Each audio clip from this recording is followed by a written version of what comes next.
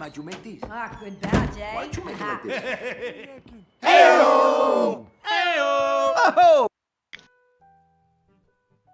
Hey everyone, this is Cosmic Kid Tsunami, and It's Mike from the Conspicuously Incredible Studio.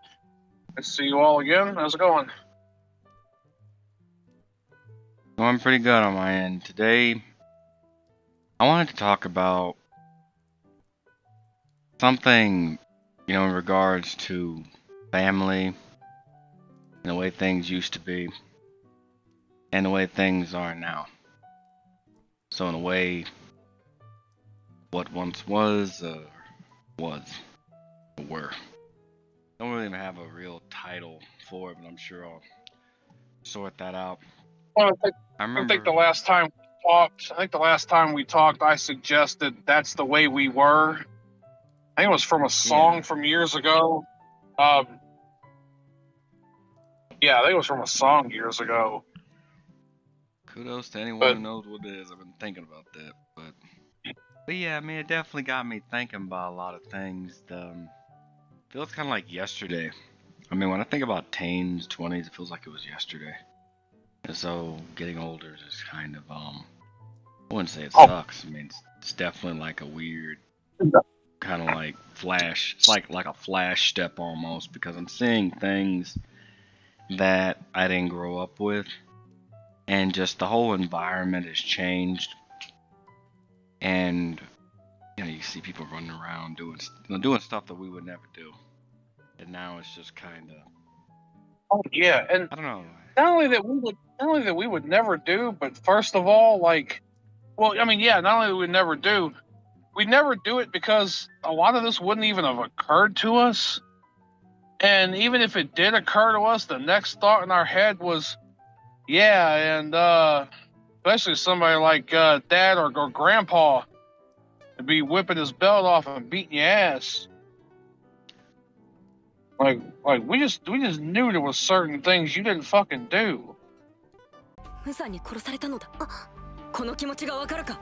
もちろん大変辛く悲しい思いをされたと。お前こそ人の命を語る資格などない。なんだと。兵士たちは殺されたのではない。お前が殺したのだ。お前の無策さこそがこのような死体の山を築いているのだ。貴様、今の発言を取り消せ。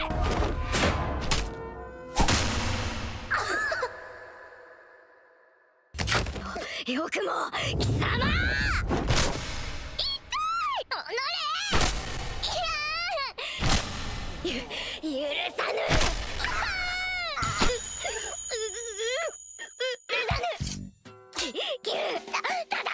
ロザリー様落ち着いて。貴様など勇者ではない。泣いちゃってるのよ。泣いて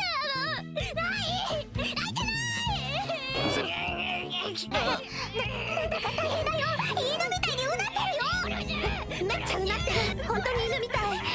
どう And that condition just kind of stayed with us.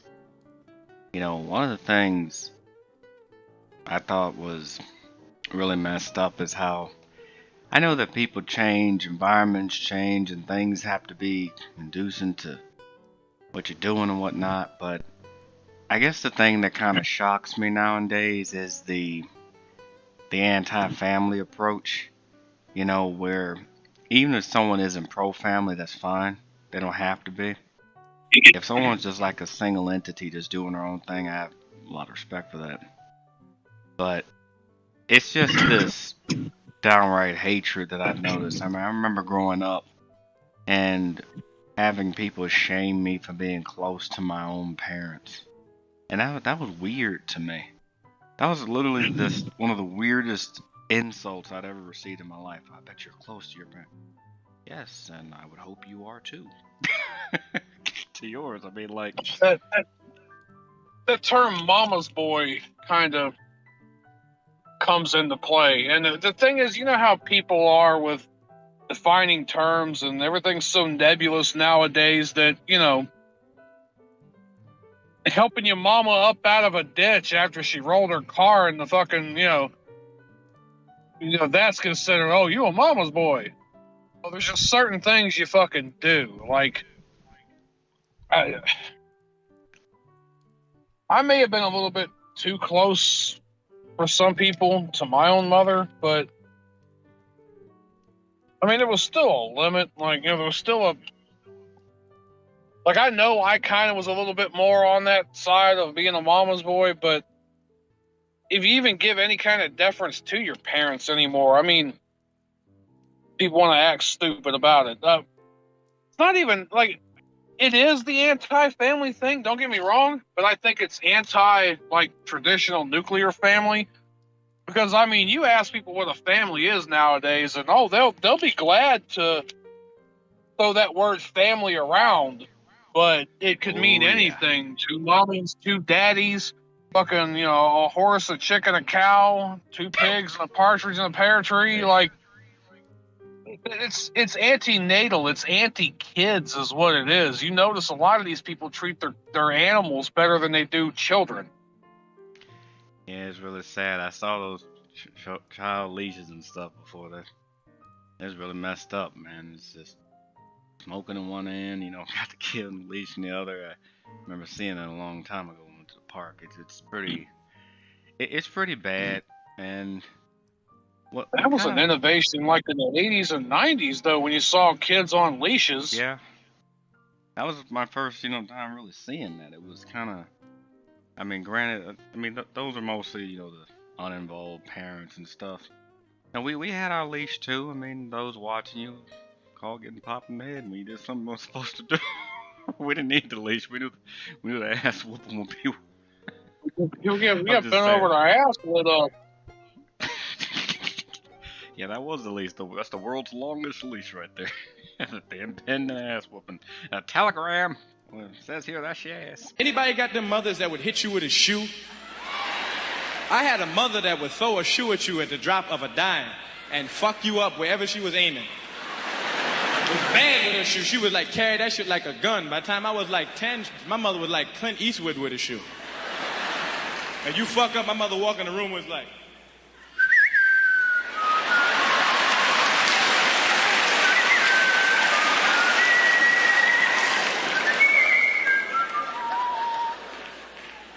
Why'd you eat the ice cream off the floor? I didn't know ice cream.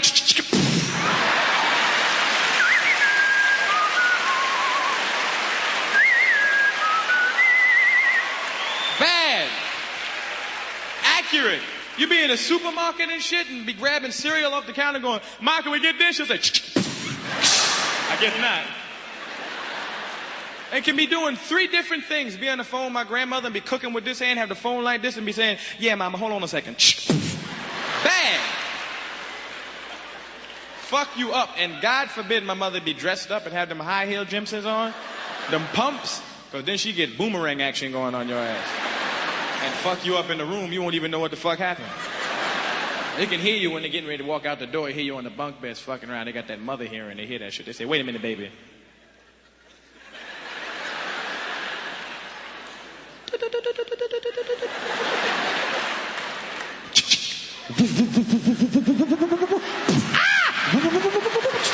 Let's go.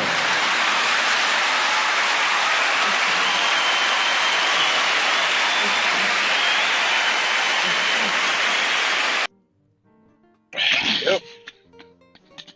Well, I mean, had my ass whooped with my share of slippers and house coat belts, and hell, my family even my grandparent actually was my own damn belt when I was real little.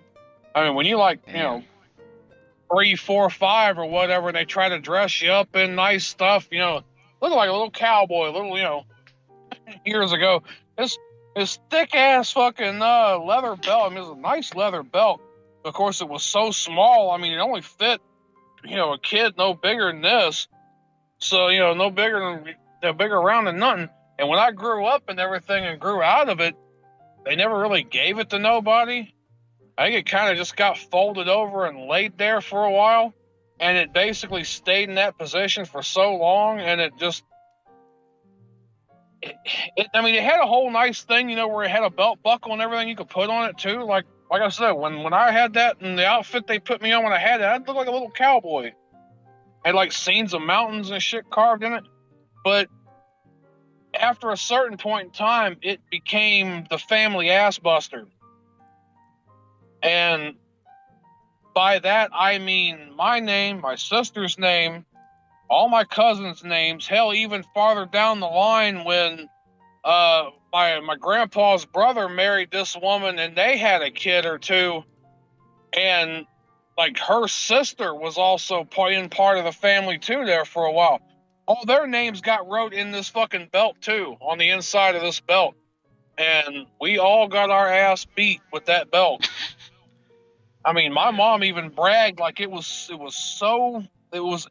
just the right width, especially for like a woman's hand. It was such the right width that it fit in her hand perfectly. She bragged about it being just the perfect width for her to get a good hold of it and flail an ass. Yeah, that's kind of the kind of thing. I mean, I think part of like the ass whoopings, and for those watching this, we aren't like condoning the saying go out there and just kick a kid's ass, but we're just saying back then there were consequences towards being stupid. Being stupid had a very heavy cost to it. So, Doc, all done? Oh, yeah. You know he's an amazing little boy. Oh, well, I like to think so. In the sense that he's still alive. Hmm? Well, he's anemic, asthmatic, he's got athlete's foot, Bell's palsy, a bile duct infection, bronchitis. Hang on, are you doing these alphabetically? Carpal tunnel, cirrhosis, cryptosporidiosis. Dr. Cliff Huxtable. Diabetes, dwarfism, Dame Bowers syndrome. What the hell's Dame Bauer syndrome? Basically, it just means that he's got a lovely singing voice. What a difference a day makes. And that he's semi-retarded. I just swallowed some poop. Thankfully, we do offer an extensive range of treatments for runts like him. Oh, well, good. There's the handgun, the pellet gun, the air gun, the BB gun, the nail gun. You want to kill him? Kill or fatally injure, yeah. The paintball gun, the staple gun, quite a slow death, that. But you can't. He's a living thing. It'll happen soon enough anyway. We're just going to help him along. One staple at a time. Stay back! Now, you might have given up on him, but I sure as hell haven't. And I'm going to take this badly made, diseased little wretch, and I'm going to find something he's good at. Then you'll see. You'll all see! Just so you know, nothing actually wrong with my hearing. Yes, I had rather forgotten that.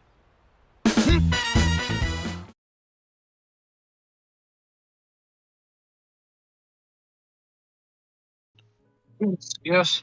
And to be honest, like, I wish they'd have... I mean, my mom was a little bit better on this than my grandparents. Like, my mom... I always have been telling you sometimes in our conversations, you know, not on these things, is that my mom kind of broke a cycle as where, yeah, she still kind of lit your ass up when you needed to, but she was a little bit more... She was, than most, she was a little bit more careful about trying to sit you down and talk to you and ask you, okay, you done fucked up. What did you do? Do you know what you did? Do you know why you shouldn't have done it? Do you know what could have happened? Okay, now that you know, here's your punishment. So you know why you're getting your ass whipped. Don't do it again. At least my mom tried in that regard. My grandma would grab you up and whoop you with anything that was near. I mean, either that belt, fucking her own hand, my grandpa's hat, slipper, a soup spoon, a ladle, the fucking poker from the fireplace. I mean, whatever she had in her hand to fucking beat your ass with, whatever was in arm's length. And if you don't run, because you got to go to sleep sometime. Either that or you're going to be in the bathtub and get your ass yanked up and your wet ass beat. And my grandma was also ruthless about it too, because she'd grab you up under your bicep, up under your and dig them fingernails in, so you could not move. If you tried to run any one direction, them nails would go further and further in your damn skin. Like, she was ruthless. Yeah, that's the thing about it. I mean, I remember as well, like, when we were growing up, you couldn't, I ain't condoning it, like, I'm just saying in general to people watching this, if you were born anywhere between 70 at the earliest to 90 at the latest.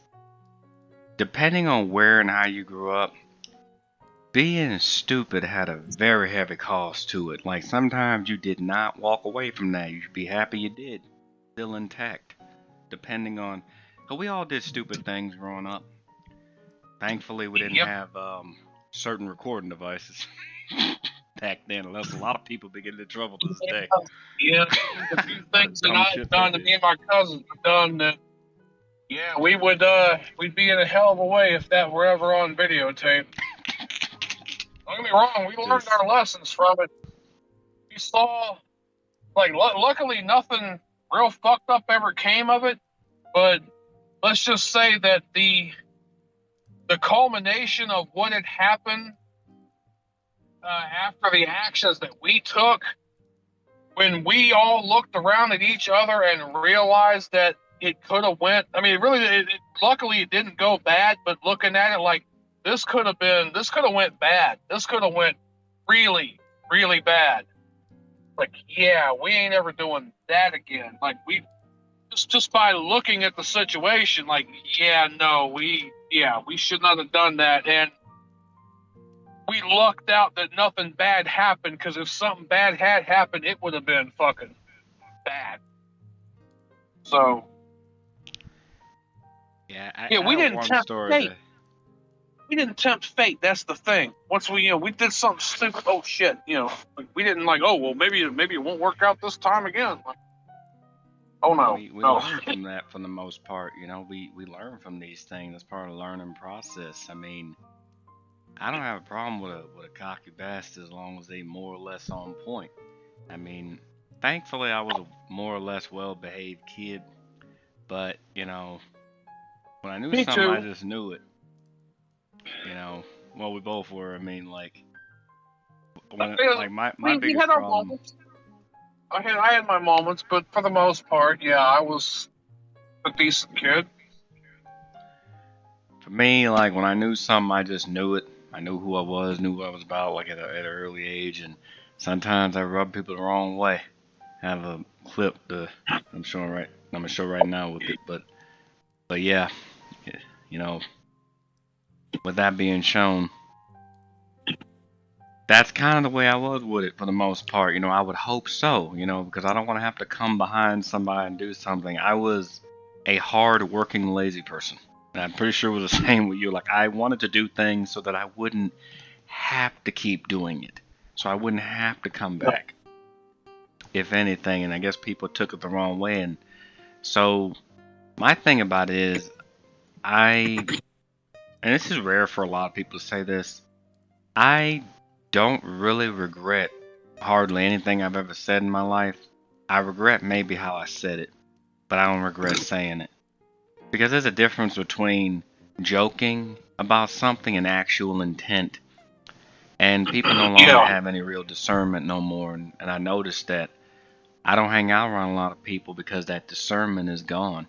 You can't talk about anything serious. You can't joke about anything. And this is how you know a breakdown of community has actually happened. There's no sense of community. I know communities change, evolve, and I was in a relatively diverse place and whatnot. I mean, this is a natural thing, but when there's people holding up the line and trying to do all this, wushu crap, you know, things just get out of whack. I mean, I'll give an example of this, going back to the mama's boy thing. I never looked at that as an insult. Yeah, I've always been close, just as close to both of my parents. I wouldn't say more so one really than the other. I mean, just maybe a little closer than my mom, but not by a large margin. Anything about relatively even. And so I tell anybody watching this, you got a friend, or you with someone, they want to shame you for caring about your family, ditch them. You'll save yourself years of time, because sometimes they don't understand, and they ain't never gonna understand. I mean, until people like that don't understand until they reach 30, 40. Family, well, good family anyway, is hard to come by. And then by that time, it's kind of too late, because people get older, people age. Sometimes people get sick, and next thing you know, when them relatives pass on, and then you kind of wish you'd have spent that time. You kind of wish you'd have been there for them. And you can't, you can't go back, and people. I've seen a lot of smart asses in my 20s, and by the time they hit 30, 40, they're crying because all Oh, yeah. because Yep. all that smart ass crap they were on when somebody was willing to help them. They had an entitled attitude, and all that smart ass stuff finally caught up to them. Yep. And so that's why if I had stayed hanging out with them, I'd have ended up firmly where they would have ended up. And when I tell people about this, I mean, sometimes they go on an empty tangent about, oh, well, kids this, kids that. I think you said it best. There's a lot of people that want to have kids, but they don't want to raise kids. But for whatever weird reason, it's like this. If you don't want them, don't have them. Like they're problem solved. But don't sit there and try to railroad somebody in the ground, which brings me to the myth of the overpopulation thing. People need to stop with that. There are plenty of places people can go. The problem is everybody want to be in one place. Everybody want to be where everything is just happening. But this whole thing where everybody's just shoulder to shoulder, that's not really a thing. I mean, you drive trucks. I mean, for people that won't take it from me, ask Mike. Have there not been times where you be driving for hours, maybe even like days, and you don't see so much as a freaking house or a soul or even It's an animal? hours. I mean, not days, but hours. I mean, depending on where you go, especially out west, there's plenty of wide open space out west. And, I guess I'm thinking I mean, Virginia maybe, but hell. it depends, because I mean, they do situate the highways and shit out away, and they situate everything else away from the highways. So all the the traffic and this and that's kind of meant to be out away from the populated areas. But still, I mean, there's places in northern Texas that aren't necessarily on the highway. Maybe it's like state routes or something, or U.S. routes or county roads. There's places, Nebraska, not necessarily the interstate, but like state or U.S. roads or whatever.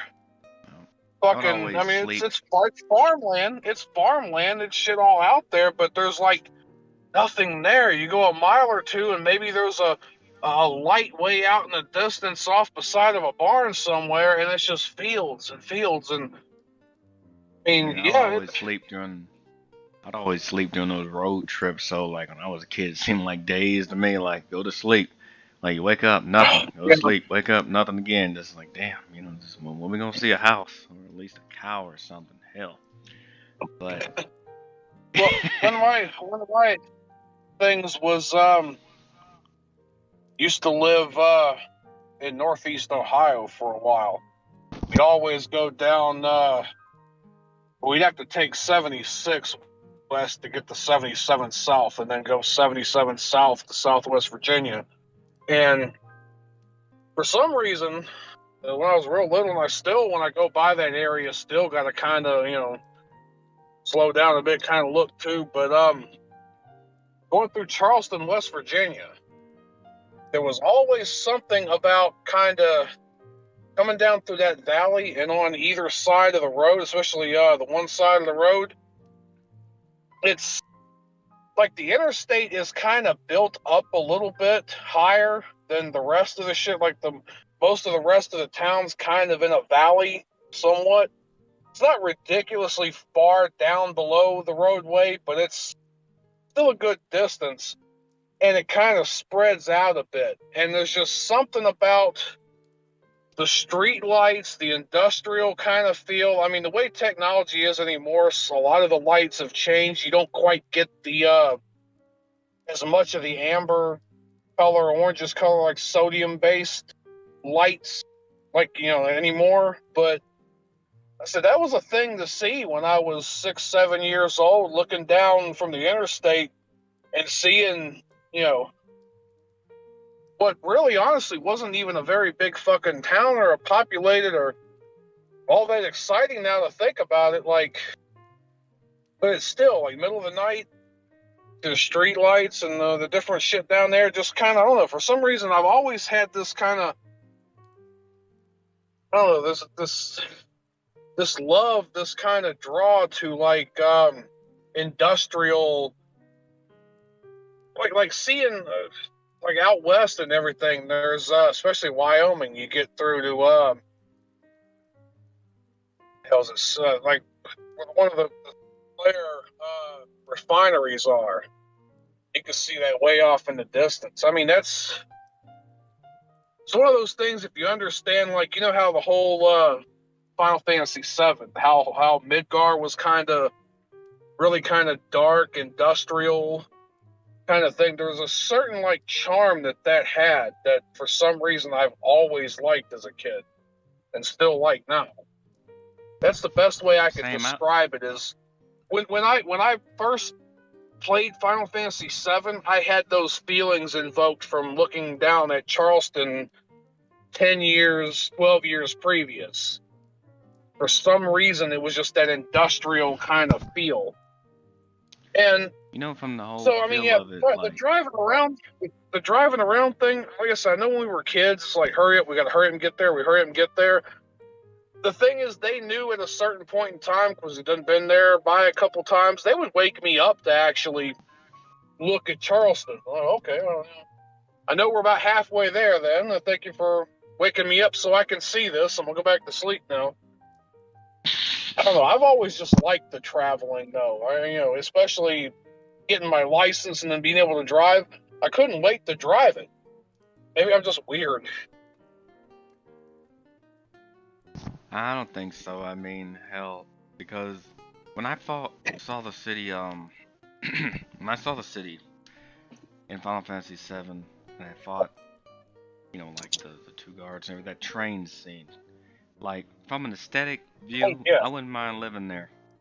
Either that place or like Wutai is my favorite place in that entire game, but Midgar wasn't exactly aesthetically a bad place to live. It was just run by very bad people and Yeah. like cartoonishly evil people, and the population thing people complain about is really just a resource management thing, and a lot of people do not know what it really takes.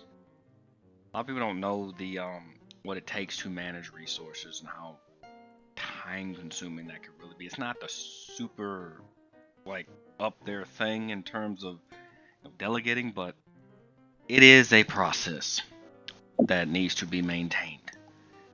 There's such a thing as having too many people. There's such a thing as having too few people. You don't want to dip off in either one of those categories. Both lead to very crappy things happening. You're not going to have specialists in much of anything if there's too little people. And if there's, air quote, too many, you're not going to have the resources to sustain what you have. But our case is just people taking way more than what they need. Not following with any kind of courtesy. Which brings me to this. I remember, when there was a type of, self-respect in there. Because if a person genuinely respects themselves, they'll be capable of respecting others. But now I don't really see a lot of that. What I see a lot is just hedonism. And it's gotten so bad that I often won't even joke around certain people anymore because of how they react to it. And it's pretty messed up, but people just overindulge. And, the self-respect, to give an example of this, would definitely fall in line of the clothing. Because for me, I wore a lot of dress clothes when I was walking around and just, doing what I had to do and growing up. And it wasn't until later, until I started to really think about how I wanted to dress, and I just picked out what I thought was good and reasonable, within reason, of course. And it wasn't trying to, step out of the mold here. But it's like this race to the bottom with a lot of people. I mean, I've seen people for example, they'll promote enlightenment and hedonism at the same time. it's the weirdest thing. It's like speaking out of your mouth and your ass at the same damn time. It's quite the magic performance. I mean, hell, if I do say so myself, never knew a creature could do that. But So send in 5 proofs of purchase of Kellogg's Corn Pops and you say, $5.99 shipping and get your enlightenment today. But yeah, I mean that's kind of the thing. I mean, it starts, all forms of learning start in the home. I mean, a school can't teach that. Even a community to a degree can't teach that. And as the old saying goes, child does not feel love from the village, they'll burn it down just to feel its warmth. There's a lot of really cool African proverbs. I mean, as I recently came upon, over the years, and a bunch of other stuff, just proverbs in general. Just Celtic. There's a lot of stuff I just look up. I like to just learn as many new things as I can.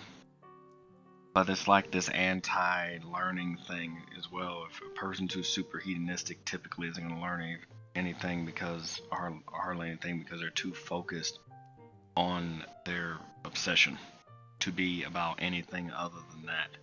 And that's why I think where the self-respect definitely falls at the wayside. What are your thoughts on this, I guess? Oh, we definitely don't have any self-respect anymore. I mean, a lot of this hedonism is repackaged in such a way where it's branded as self-care now, if you've noticed. Oh yeah, sure, do all the drugs, date all the people, have all the sex, eat all the food. You gotta take care of yourself and you gotta, you live your best life and well, there's still some things that are objectively, not productive. I mean, I'm not saying that don't indulge in things once in a while, but when it's so much so to the point that not only do you deem this stuff self-care, but any pushback or any kind of suggestion otherwise is now a slight or an act of oppression or whatnot, whatever. I mean, people are going to immediately just dig their heels in and go, well, no, I ain't changing. I ain't doing nothing.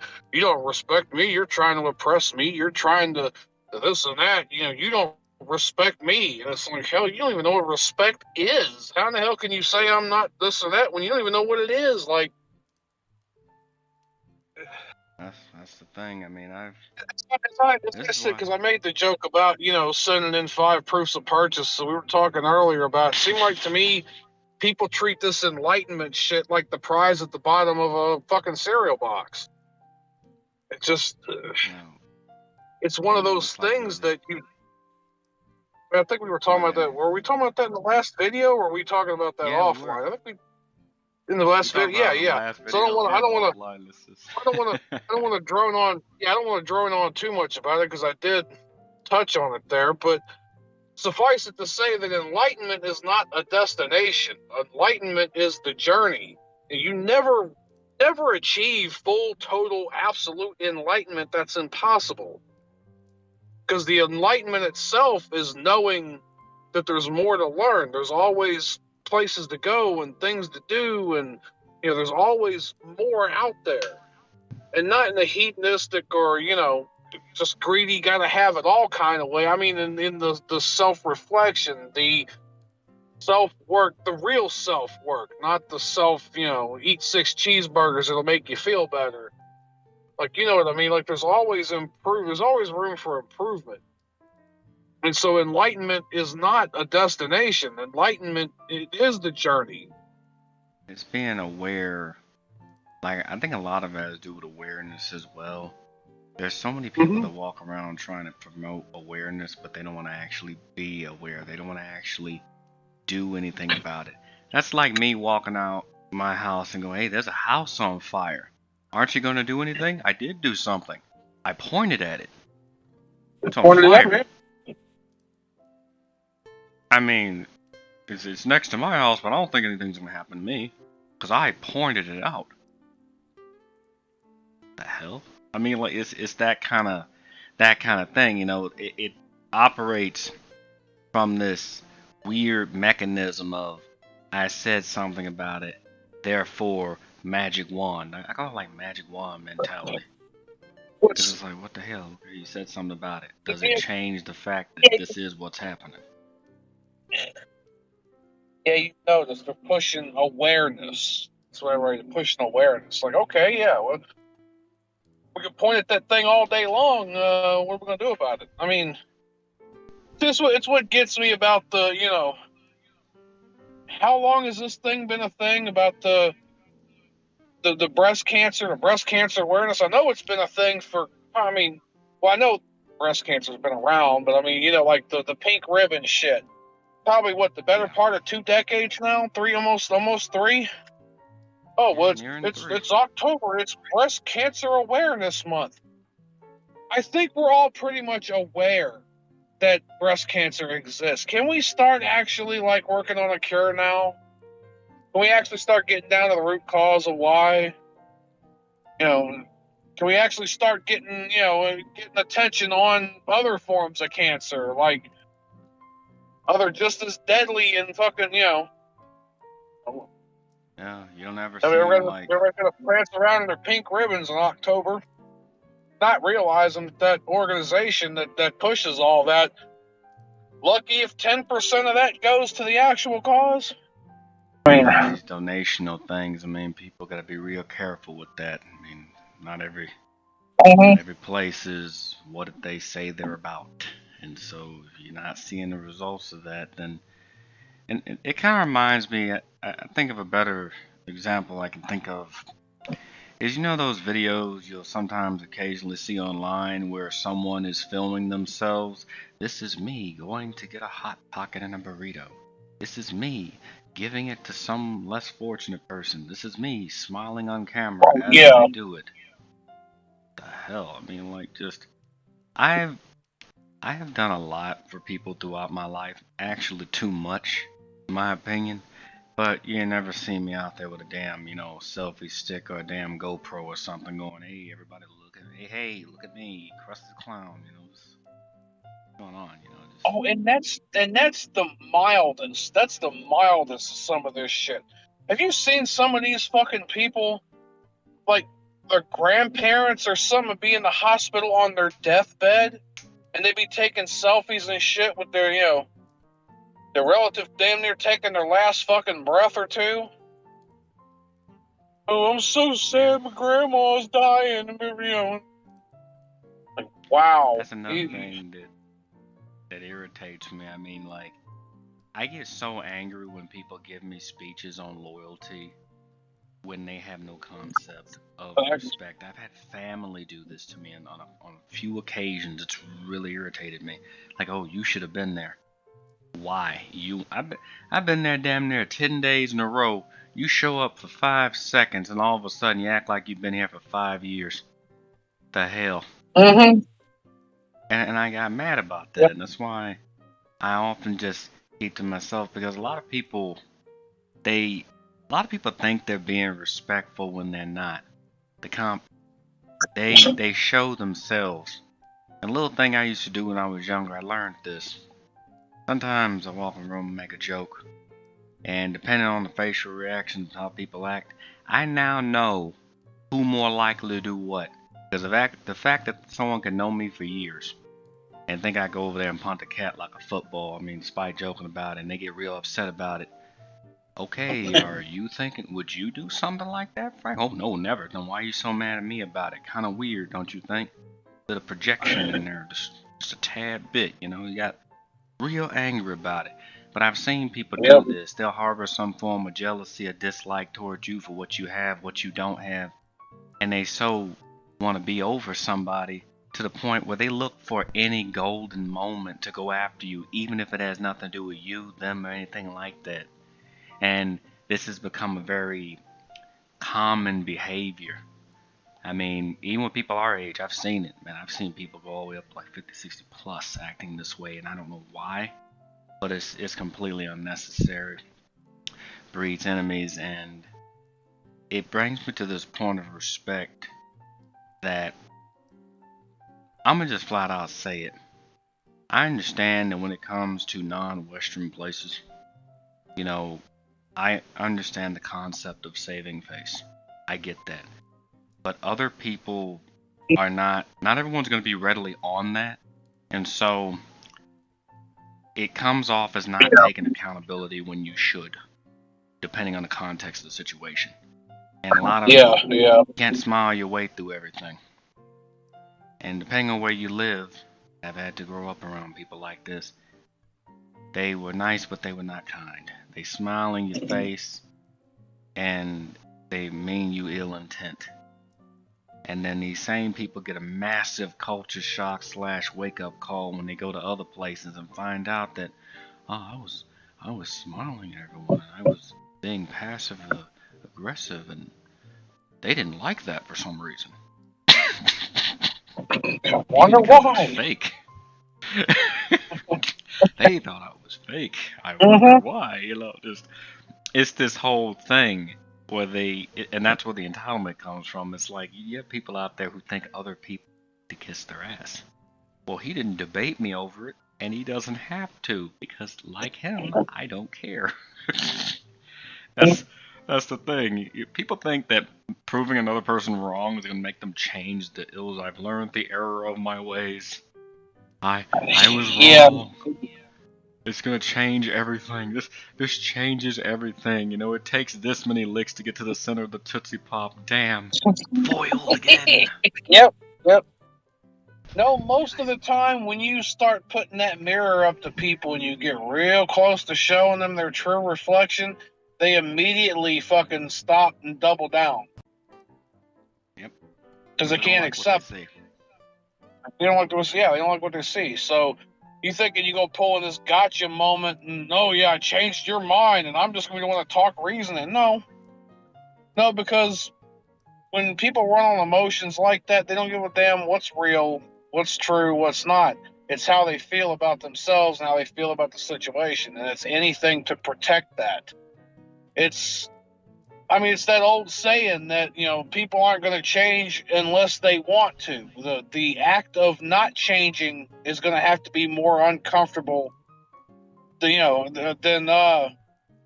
was it the act of not changing is going to have to be more uncomfortable than actually making the change. Until it's more comfortable or easier or better to make the change than it is to be uncomfortable and not making the change, people aren't going to change. That's the thing. And then there's the false changing too. I've had people get mad at me because I would not affirm their reality. I'm not even disrespectful about it either. They'll come up and go, well, they hate labels, but they label themselves like, well, I'm this, and that. And I bet that bothers you. No, not really. Why not? Because it may shock you to know. But, it's not my life. I mean, I I want to go mean, off and be a duck. Ain't got I nothing mean, to do with I me, don't. be the best duck you can be. I It's guess. like I don't care. I mean, see how much I don't care. I mean, watch me not caring. See how hard it is. I'm not caring. I don't care. Oh, but you must care. No, I don't. Like, I really don't. Let me not care even harder. I want to be like, Patrick Star from SpongeBob. Dude got a trophy for doing nothing longer than anybody else in Bikini Bottom. Got a damn trophy for that. That's how much I'm not caring about that. I just think it's funny how people need to affirm their reality to everybody else. I don't get caught up with it, Well, like see, with true, false. That's the way they want to live. So screw it. well, see, Everyone and has their this beliefs. and this goes back to maybe I can wind it back a little bit back into the subject now because this is actually a good way to kind of wind it back in. There were certain expectations and a certain kind of unspoken, this is the way you acted and this is the way you treated people and this is the way you conducted your life that you kind of had to adhere to, because if not, like there were genuine consequences for that shit. Either nobody was really going to help you ass when you were fucking up, or you were going to go down a certain road, a certain path, a certain decision, life choice, I don't know, be standing around the wrong people and do something goofy, and somebody was snatching a knot in your ass. Oh, they would check that shit. I mean, one of the things I noticed is how there was an immediate breakdown, or maybe even a gradual one. I had a friend that did something like this, and he spent his whole life doing this. When we were kids, we didn't think about it. It got, when that 3-0 started coming around the corner, he caught hell because he finally picked the wrong one to play it with. Yeah, essentially, he spent a lifetime calling other people annoying. Like, well, like, it was just crazy. It was a host of things, owing people money, mumbling under his breath, calling other people annoying, acting stupid in people's houses. You know, like, just every annoying thing a person could do. One time, the asshole went over to a group of people who did not like us, talking crap about us, thinking we can get him in their good graces. They ended up kicking his ass, from what I heard. So, it's just, that's why I don't really like the saving face doesn't really work in Western culture. A lot of that is due to language, how we communicate. I strongly advise Western people, please don't do this. It might work abroad if you actually master it, but here, not a good idea. It'll be perceived the wrong way, even if it's genuine almost all the time. Because there's just you can't move like that. There's just certain moves you don't make. And you get around the wrong people, you make that kind of move, that's your ass. I mean, just kind of how it is. People check that. And eventually that dude had to be, like checked and everything for that. You didn't do stuff like that. Especially for guys. I mean, people complain about, the locker room talk. I could care less about that. Anybody could listen in on something and take something out of context. I mean, when someone isn't trying to understand something, they won't. And on the off chance that maybe, okay, somebody should like pull back, let them sort that out. If something is truly offensive, somebody's going to get checked or someone's going to get their ass kicked. That's usually how it went back in the day. We knew it was an unspoken set of rules that we knew. Okay, we can joke about this, but don't be disrespectful about it. Be nice, but don't kiss ass. What was it, Gran Torino or something like that? Something like that. The Eastwood movie. Barbershop scene. Yeah, the barbershop scene. Where, Where he was teaching the kid how to shit talk. Well, Lord First, it appears that we've been recalled to the world of the living. Who the hell are you? What? Oh, the fourth Hokage, sir. Oh ho! The fourth Hokage, huh? Nice. Yeah. That is how we as men communicate with one another. Any other way is awkward to me. I don't want to hang around people I can't joke around with. It's worthless. Yeah. Conversation's worthless. I mean, things shouldn't be serious all the time, but it shouldn't be like, hey, let's go out there and do a bunch of dumb shit. Right. I mean, that just goes back to the whole, it's one of those unspoken kind of underlying things. Like, let me put it to you this way. Like, if a bunch of these guys were sitting around in a situation like this, and I don't know, either it was war, or I don't know, somebody come busting in, shooting, or come busting in, swinging a knife or something like that. Like, in a situation like that, you would want to know that the guys around you would have your back and would help you out and not crumble under that kind of pressure. Because if you can't call each other assholes and some bitches and this and that and whatever without somebody getting all pissy and fucking butthurt about it, they're not going to be able to even fucking hold their own or be relied upon when some real shit happens.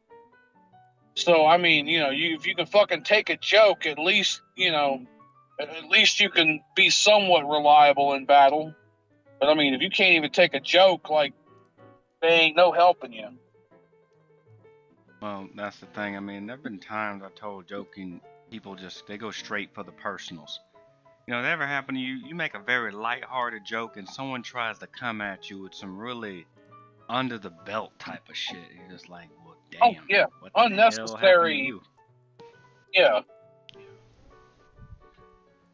And you can't joke with people like Yeah. that because when push comes to shove and something serious, they're unreliable. They show their unreliableness right there, and I've gotten good at reading people. That right there is a survival technique for guys like me and you, like and anyone else. Like we grow up learning this. I wouldn't even really call it reading. It's just reading the environment, you know. It's just being able to Yep. read the room. Being able to read the room, read the environment. There have been times I left places. I'm like, it was nice being here, but I think I'm gonna get up and go. I don't have the energy to raise my voice to such things anymore, because what would be the point? I mean, people, to me, I guess it's just a blatant disrespect that I don't think I'm ever gonna get used to. And I'll give you an example of this. I came out of an Albertsons. I said this in my gym video a long time ago. I just told someone, oh, it's a nice car. I mean, it looks like mine a little bit. Just a general compliment. And it's always an a-hole in a beanie. I don't know. I think that's bad luck for me. If you're wearing a beanie, don't take this the wrong way, folks. You wear a beanie, please don't talk to me. I don't want to hear it. I'm sorry. I mean, you might be a nice person, but the beanie says otherwise because it's just, the guy goes, you can get shot, stab, take your pick. And in my mind, I laughed that stuff off. I'm like, well, I was going to be physical for a moment. Whew. Thank God, just, the hell is wrong with these people? Like, but I think about this as just the fact that they had the bravery to be so open with that proves my point. People have gotten very cowardly over the years, and they feel very brave doing this. And if anything, I just looked down and walked away. I was like, well, I told them to keep that energy. Okay, well, it was a compliment, but that's how you feel. Sorry you feel that way, but, keep that same energy when you meet a real one. That's all I can say, We had a saying for that when I was growing up. It's called popcorn funeral. And I'm not going to tell anyone what that means. Just think about it. Popcorn funeral. Mm-hmm. That's sure as hell. I'm not going to waste my time feeling bad about that. People, I'm just saying, don't throw what you can't catch. That's all I'm saying. And we learned this via the hands. Now, I'd caution anyone not to do that anymore, because now if you beat somebody in a fight, they'll come back with a whole army or something a lot more dangerous. So that's the crazy ass shit about it. Can't talk to people no more, can't joke with people. And then the craziest thing about all of this is, like, there are those out there that have the audacity to go, I just don't understand, why is everyone so apathetic and antisocial? Man, you've known me for years. I'm not antisocial, nor am I really that apathetic. I'm actually quite expressive with how I feel to people watching this. It's just some of us can't be bothered with it. I like talking to people, but not at the point of putting myself in Make it danger. a lot more difficult than what it needs to be. And it's a lesson in frustration to deal with people like that. It's better off to just, okay, well, fine, find out your own way. If they don't want to even fucking bother to listen or be open to any kind of conversation or, I don't know, questioning of their own, I don't know, just some people just don't want to be helped, don't want to be talked to, don't want to, it's not up to me to waste my energy and my time beating a dead horse, Yeah, that's the thing, Yeah, I did token that term when I was about 18 years old. I mean, it was something used, when somebody was doing something real stupid that's gonna come back and bite them. I was like, yeah, well, if not, have fun with that. Ain't gonna be my popcorn funeral. Shit. All popcorn Hell. funeral, yeah.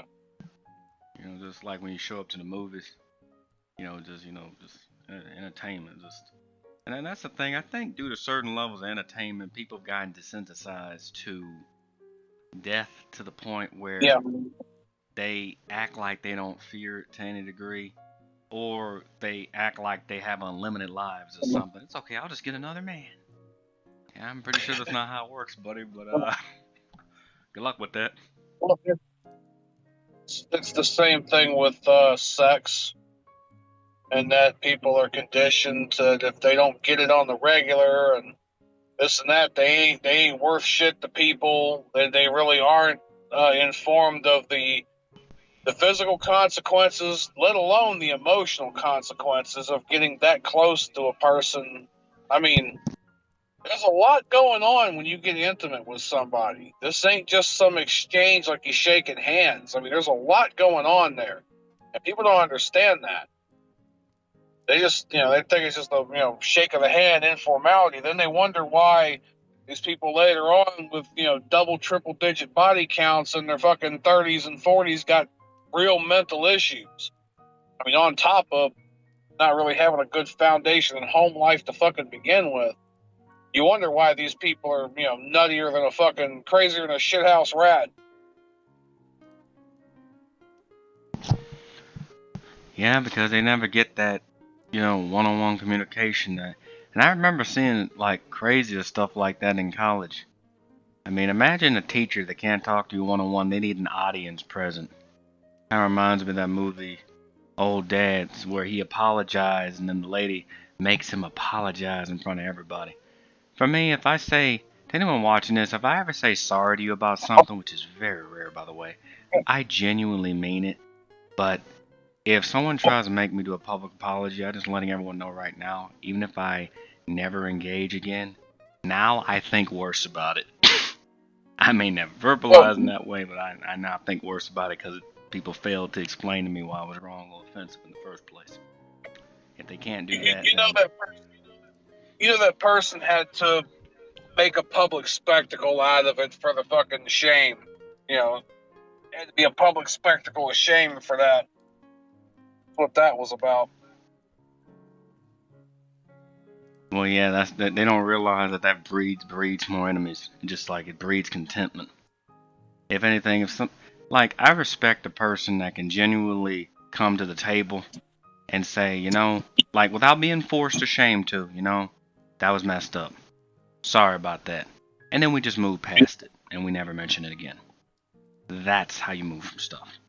If it's forgivable, then forgive it.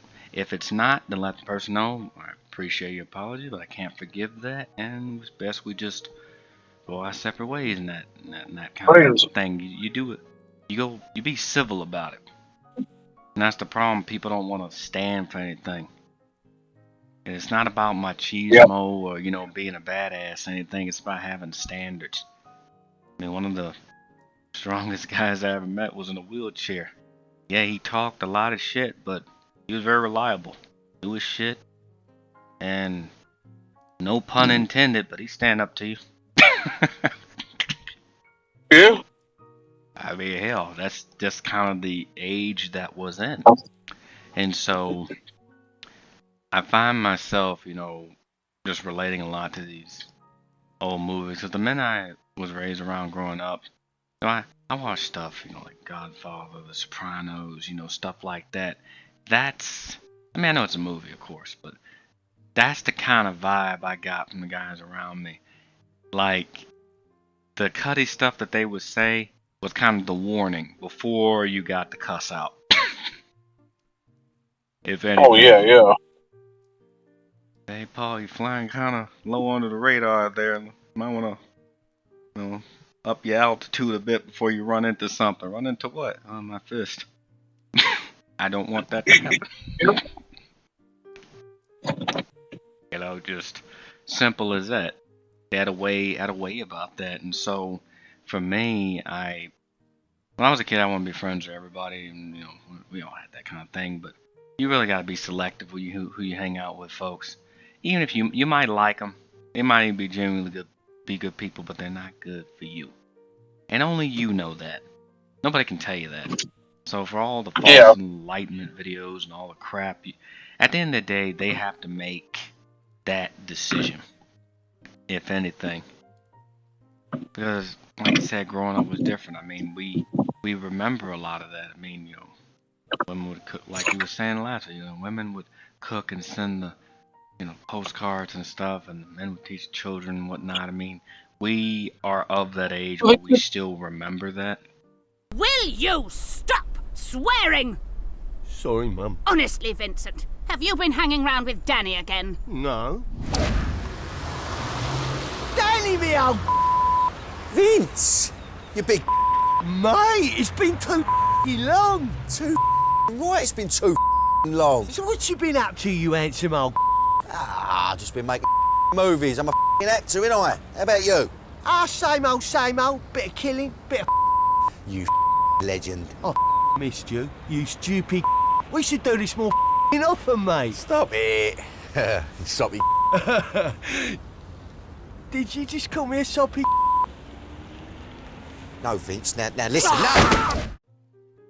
They kept a lot of the community together. They kept the communication, and I mean, dare I say, they were kind of not necessarily enforcers, but you know what I mean. Like they kind of they set and dictated kind of the expectation for everybody. They didn't necessarily enforce it. There was usually other men. Once it got so far out to the point that, like, you know, strong suggestion couldn't wrangle it back in. Like eventually somebody had to, grab your ass up somewhere and like, look, you can't be doing that shit. This your one warning, like next time. But I mean, for the most part, women set the social expectation of, supposed to do this, supposed to behave a certain way. We do things at a certain time. We treat people a certain way. We celebrate certain holidays and things this way or that way. This is our family group. Because I've had people in my own family. I've had my grandma especially, quite a few people. If they had a feeling about somebody and they did not want them around, they did not come back. It didn't matter what my grandpa said or somebody else. Oh, no, he's not that bad of a person. My grandma said that motherfucker ain't coming back. He ain't coming back. And that's kind of the thing with my family too. I noticed that like when they would be polite, but if that person did one too many like disrespectful things, they'd be real polite. That was nice. We won't be doing it again. Yeah. But see, this is the thing, back when, because women actually did shit that commanded the respect to be allowed to have that sort of deference in their favor, it worked out. Now that they don't want to do shit, they don't want to try to maintain a home or try to raise a family or try to do a lot of those things that they should have done and the power that they had before, they don't realize what they're giving up now. Like, so much so to the point, a lot of men don't care. I mean, you've already seen it with, the taxing subways and different shit like that. And, sitting on the side of the road, tire blown out, whatever. Like, nobody really cares anymore. They flew too close to the sun. As they say, they've girl bossed too close to the sun, and nobody cares anymore because they don't command that type of respect anymore. And if you don't command that type of respect by not demanding, commanding, by doing and by showing that you earn that right, you don't get that deference then. So they still want that deference and that that privilege, that whatever, but they don't want to do anything to actually show that they can handle that. So I'm very happy you said the word command, because a lot of people, it doesn't matter how tough they are, how tough they think they are. You don't go up into another man's castle doing stuff like that in anybody's home. I have never gone up into anybody's home and started some fight or anything like that, or disrespected them in a way of their family. I just inherently don't do it, even if they're deserving of it. I try to politely, like express my discern, and I'm like, I'm sorry you feel that way. You've chosen to be an ass, so I'm choosing to leave. That's about as bad as it really gets.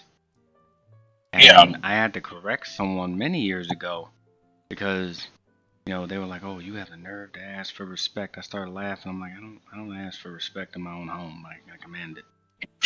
And that's the whole thing about it, is that's just the way it is, kind of thing. Maybe if I was a teenager, if I was Gen Z or very very like young millennial or something, then I would have a different mindset on this. But that's not something I can see changing at any point in time. I can't even mask that, to be honest with you, and I won't.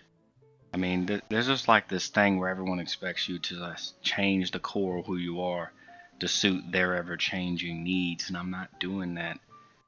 I'm gonna be honest with you, only a weak person would do that. A strong person will never do that. A weak person will always do that, every time. And that's where the insecurity actually is. I expect a person to command respect in their own home. And if you can't respect their rules or how it is, you don't need to be up in there. Simple as that. I mean, there was I hate to say it, but it's almost like, you remember how when you watch those old Western movies, how the old West was? Like, oh, people were nicer then. Yeah, they had a reason to be. Because everybody Because was if you back. weren't, there was a consequence for that. So, a lot of people think they can run unopposed. I mean, I used to hate that. I got on a friend of mine for that. He kept trying to cut the line. That's why I don't like lukewarm personalities. Because on one hand, it's like, hey, we're part of the group. They're only part of the group when they get into something. And then when they're not actively getting them, it's like, damn the group. And I kid you not, this bastard, one time we were walking home from school, these guys, like, flipped us off and cussed us out or something when they were driving by. And this asshole actually had the audacity to go, oh, they were talking about you guys. We all turned and just looked at him. And they were like, Kazi, don't say, no, I'm not gonna say nothing. I just stopped and looked at him. I'm like, well, if he saw what he saw, then I guess, when they come back to ass kicking start getting doled out, or ass kissing in your case, I guess we'll find out, I guess. They won't be hitting you. That's all I can say. If you get hit, just know that they won't be hitting you. I mean, it's delusional. There's a lot of people that delude themselves. I have friends try to play the status game with me, never realizing that I don't care. We're not the type of people that care about that. Me, I like art. I want to make art. Currently in the process of trying to make a masterpiece, hopefully. And that's what I focus on. And I can safely say that with all the things that I've gone through and learned, family-wise, having a family provides that structure. But things have changed. And my message to people is like, if you want them, cool. You don't, then you don't. Then just don't cry foul. I mean, I'm not trying to be mean about it, but just, I kind of wish a lot of people would just shut the hell up. Or I don't want to have them because this and my figure and everything. Okay, don't have them. Please don't have them. If they half annoying as you are, don't have them. Damn. Just stop telling me about it.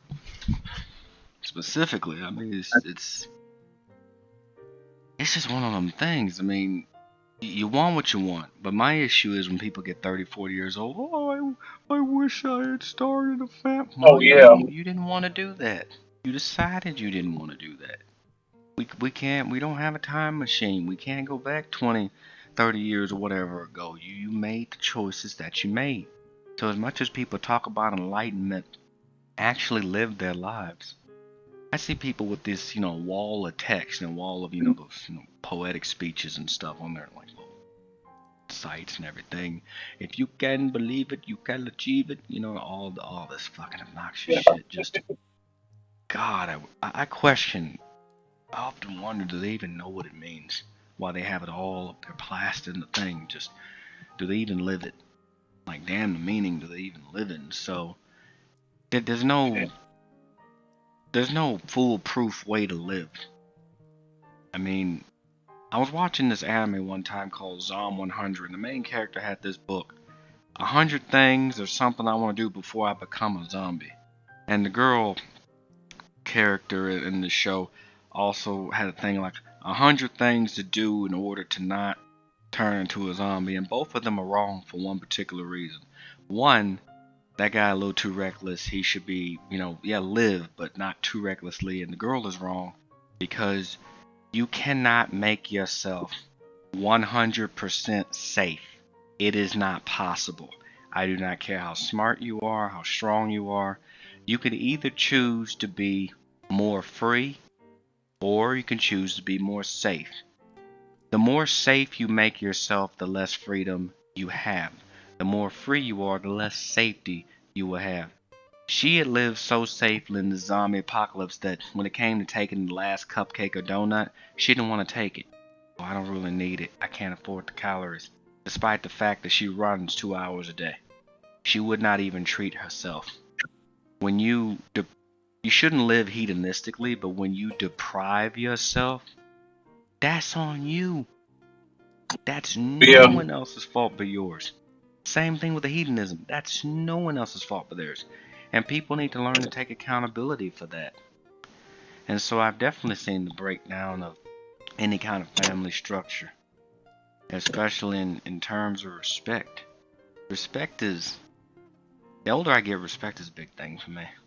I mean, it's probably, I mean, not big to the point where I'm willing to jump into a damn, let's save the Titanic. Screw that shit. It's just more along the lines of, if a person does not respect themselves, they will not respect others. It starts kind of within. And sometimes when I look at these old, PSA videos and stuff, I mean, some of it's silly. It really is, but it still rings true. I mean, you look at the gyms back then. They were a product of their time. So there was some real cornball, goofy shit going on in the 40s, 50s, 60s for sure. I'm not romanticizing the past or anything. I mean, I'm just saying we could have kept some of that stuff. Like the schools had better gyms, we had better food. For one, there was just a whole different mindset. I'm not saying a person has to live, breathe, and die for the community or anything, but just if you're gonna live somewhere, even if you don't want to deal with anyone, like just be a little courteous, even just 2%. Trust me, you'll thank yourself for it later. Even if no one ever thanks you for it. I mean, it's just really silly. I mean, I think about, for example, the clothing. That was another thing I want to talk about. The clothing people used to wear. I like the clothing between. I mean, I'd even go as far back as the early 1900s. I'd always thought. I mean, I like 80s clothing. I know a lot of people think, bleh, but 80s clothing had a kind of style to it. There was, it was some gaudy, god-awful shit in the 80s, too. Yeah, I mean, you gotta give them points for, being in. I think between 80s and 90s, that was like the most individualistic time, like in a good way, though. To where, like, they weren't trying to shove it on anyone. It was like, hey, this is my thing, and, I thought that was funny. We had the punk shit come along in the 80s, and then by the 90s, we had the goth shit, the kind of, rocker, brooding kind of goth. Then it started trying to slide more in the early 2000s into the emo shit, but yeah, pretty much everything, a lot of that's died off now. I mean, you don't really have a lot of that anymore. I did notice something kind of ironic. You remember how when we were growing up, everyone wanted to strive to be innovative, which meant being different? Now everybody wants to be the same, but yet still claim they're different. It's kind of, that's a weird switch. It's kind of like, I'm kind of like the opposite. When I see everybody has something, it makes me not want to get it. I'm kind of like the opposite. Like everyone has red sneakers. I'm like, yeah. I was still kind of that way with a lot of shit growing up. I mean, there was a lot of music I just didn't really listen to or like because everybody else was on the shit. I mean, I can't tell you how many people I remember, dudes my age or whatever, back in 7th, 8th, 9th grade, whatever, talking about Marilyn Manson and shit like that. I'm like, I really don't even give a fuck who that is. What? It seemed like all you motherfuckers are all about that shit, so I think I kind of, I could do without. I mean, I was listening to 70s shit back in the fucking 90s anyway. I mean, I knew, I was very familiar with, like, well, hell, even before the 70s, but I was very familiar with, like, Motown and fucking, some of the funk and old soul disco, like a lot of the 70s fucking pop and shit. Like, I was very familiar with all that. さて、一丁決めてくるか。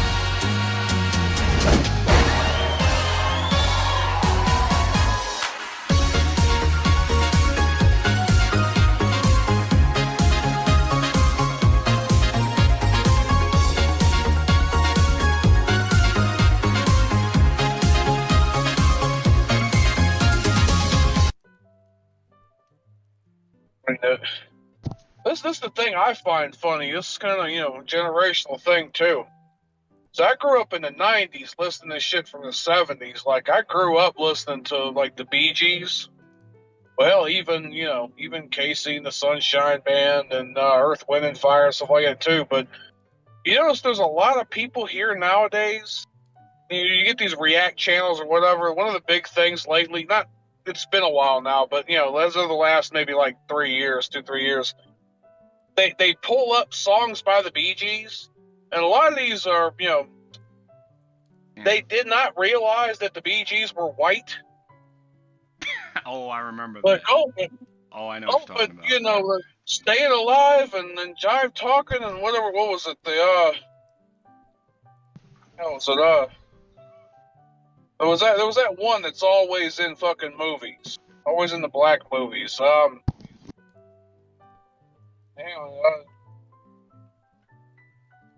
Anyway, Staying Alive, that's it. Staying Alive is the big one that was always in movies. I didn't know they were white. No, they were white from the fucking beginning. Like, what I thought was funny. What I thought was funny is my cousin told me a long time ago. The cousin, the older cousin that I was, been telling you about. He's the one that got me into listening to that shit. He told me when he first heard the Bee Gees, first of all, he thought they were women, and because of they always sing in a high pitched voice, and then he was questioning it, like, why are these women talking about being in love with a woman? Like, what the hell? And he realized they were dudes, and then at the same time, he thought there for a while it was the Beach E's, because you had the Beach Boys, so he thought they were the Beach E's instead of, which neither one of them had to, there was no BG. I don't even remember exactly like how they come up with that name. They were most of them, their last name was Gibb. But I just think it's funny how I didn't know the Bee Gees were white. Like, yeah, I mean, if this is the other thing too, and it's just kind of going off on a tangent. If somebody is so inclined later on to look up the Bee Gees, what was that fucking song? Woman in You. Look up the music video for that. For some damn reason or another, there are random women walking around. I'm guessing it's New York City.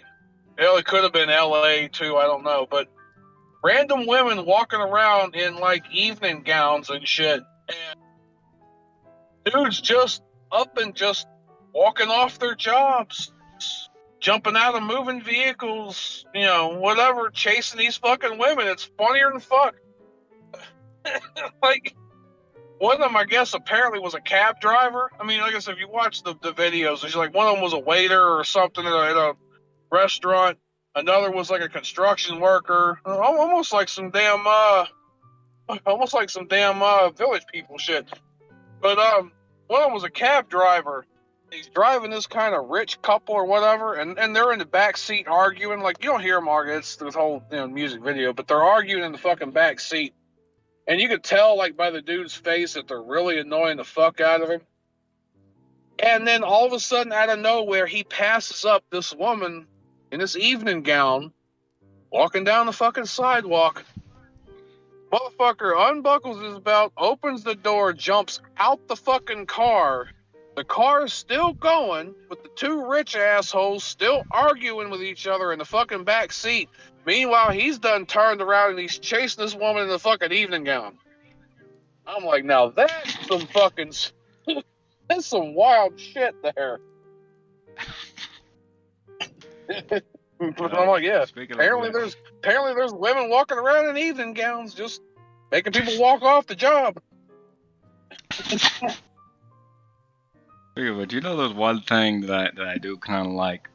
You remember the game Double Dragon Neon, or just Double Dragon? Does that ring any bells? Anything? 'Cause I know it's old. It's been a long time. It's a video game. I remember playing Double Dragon a little bit. Well, this was one of the games that kind of started the whole beat 'em up kind of thing, right? Yeah, it kind of got it kicked off. I mean, that style. I mentioned it because like that particular style, like terms of clothing, I don't really like modern day clothing. I mean, the closest thing that I can think of really liking is like the future tech wear. I mean, that's kind of cool, but Cyberpunk. I mean, after playing Cyberpunk, yeah, the game kind of ruined it for me a little bit. But I mean, I could see some clothes kind of looking like that, just kind of up and. I don't know. I like the steampunk aesthetic myself a little bit better. You kind of got that like 1800s railroad Victorian era kind of shit mixed with modern technology. Motherfucker be wearing, top hats with a little steam engine on the top. What's this? It's from a tea. Tip his hat and fill up his cup. Like, I don't know, just, motherfuckers just be wearing big ass welding glasses for no fucking reason other than, I can't see without these.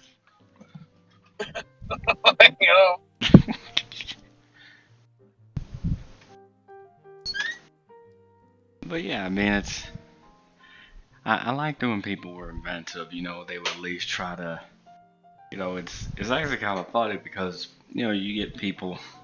I gotta call this out, like them damn Uggs. You remember when Uggs became popular? I mean, that's an ugly shoe. I'm sorry, I really gotta throw that out there. Like, I think that was right around the time like what are those? When the Uggs and those tight ass yoga pants and the fucking, especially when they used to wear them with the fucking vest and shit. No, I will tell you, the very first time I saw that on a woman, like, oh, that's kind of cute. And then I turned the corner and it seemed like immediately every fucking woman was wearing it. Like, oh, okay, yeah. Like the first time I saw it, it was fine. Then every one of them was wearing it. It's like, oh, okay, yeah. And I guess they all got the memo at the same time. That reminds me of some weird Pirates of the Caribbean shit, like part of the ship, part of the crew. Part of the crew, part of the ship. Part of the crew, part of the ship. Part of the crew, part of the ship. Part of the crew, part of the ship. Part of the ship, part of the crew. Just everybody went out and got them damn things. It's like they all downloaded the update patch at the same time. I swear, like, and this is the thing, like, yeah, there's a lot of dudes out there do and say and think some real cringy shit. And for the most part, it's not without its, merit and its criticism, for this. But I'll tell you what, given the correct circumstances and the correct way, the certain way of looking about it, a lot of these women are a hell of a lot more cringy and a hell of a lot more try hard and a hell of a lot more, how I put it, simpish for men than we ever are for them. It's that when they do actually do it, it's way the fuck out there. As where men kind of have this mild, just level of, pretty much simp for anybody. But when women actually hit that level of simping, holy fuck, is it painful to watch. Big it is.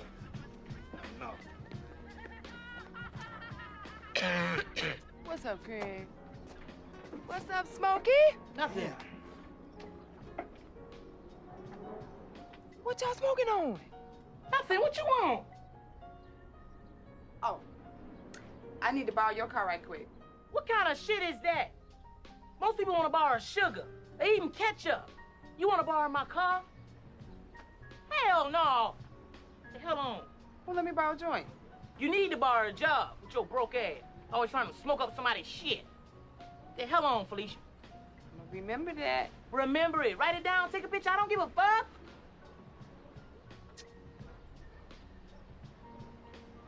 Craig. Bye, Felicia. Y'all stingy. Goddamn pet. Oh yeah, damn. It's just the try hard shit. I mean, you know the craziest part about it is, you know, we get older, and then we start to like. Do people not understand that? Like, this goes for both men and women. Stop doing this particular thing. And nothing more embarrassing to see a 40-something-year-old try. Just stop, please. It's like you're not gonna keep up. Just stop. I mean, it just comes that thing. I'm not saying don't try to look your best to anything. That But damn. critical. Yeah, you ain't that young anymore. It ain't that critical. Nobody gives a fuck like that anymore. Like I've never heard a guy in my entire life tell me,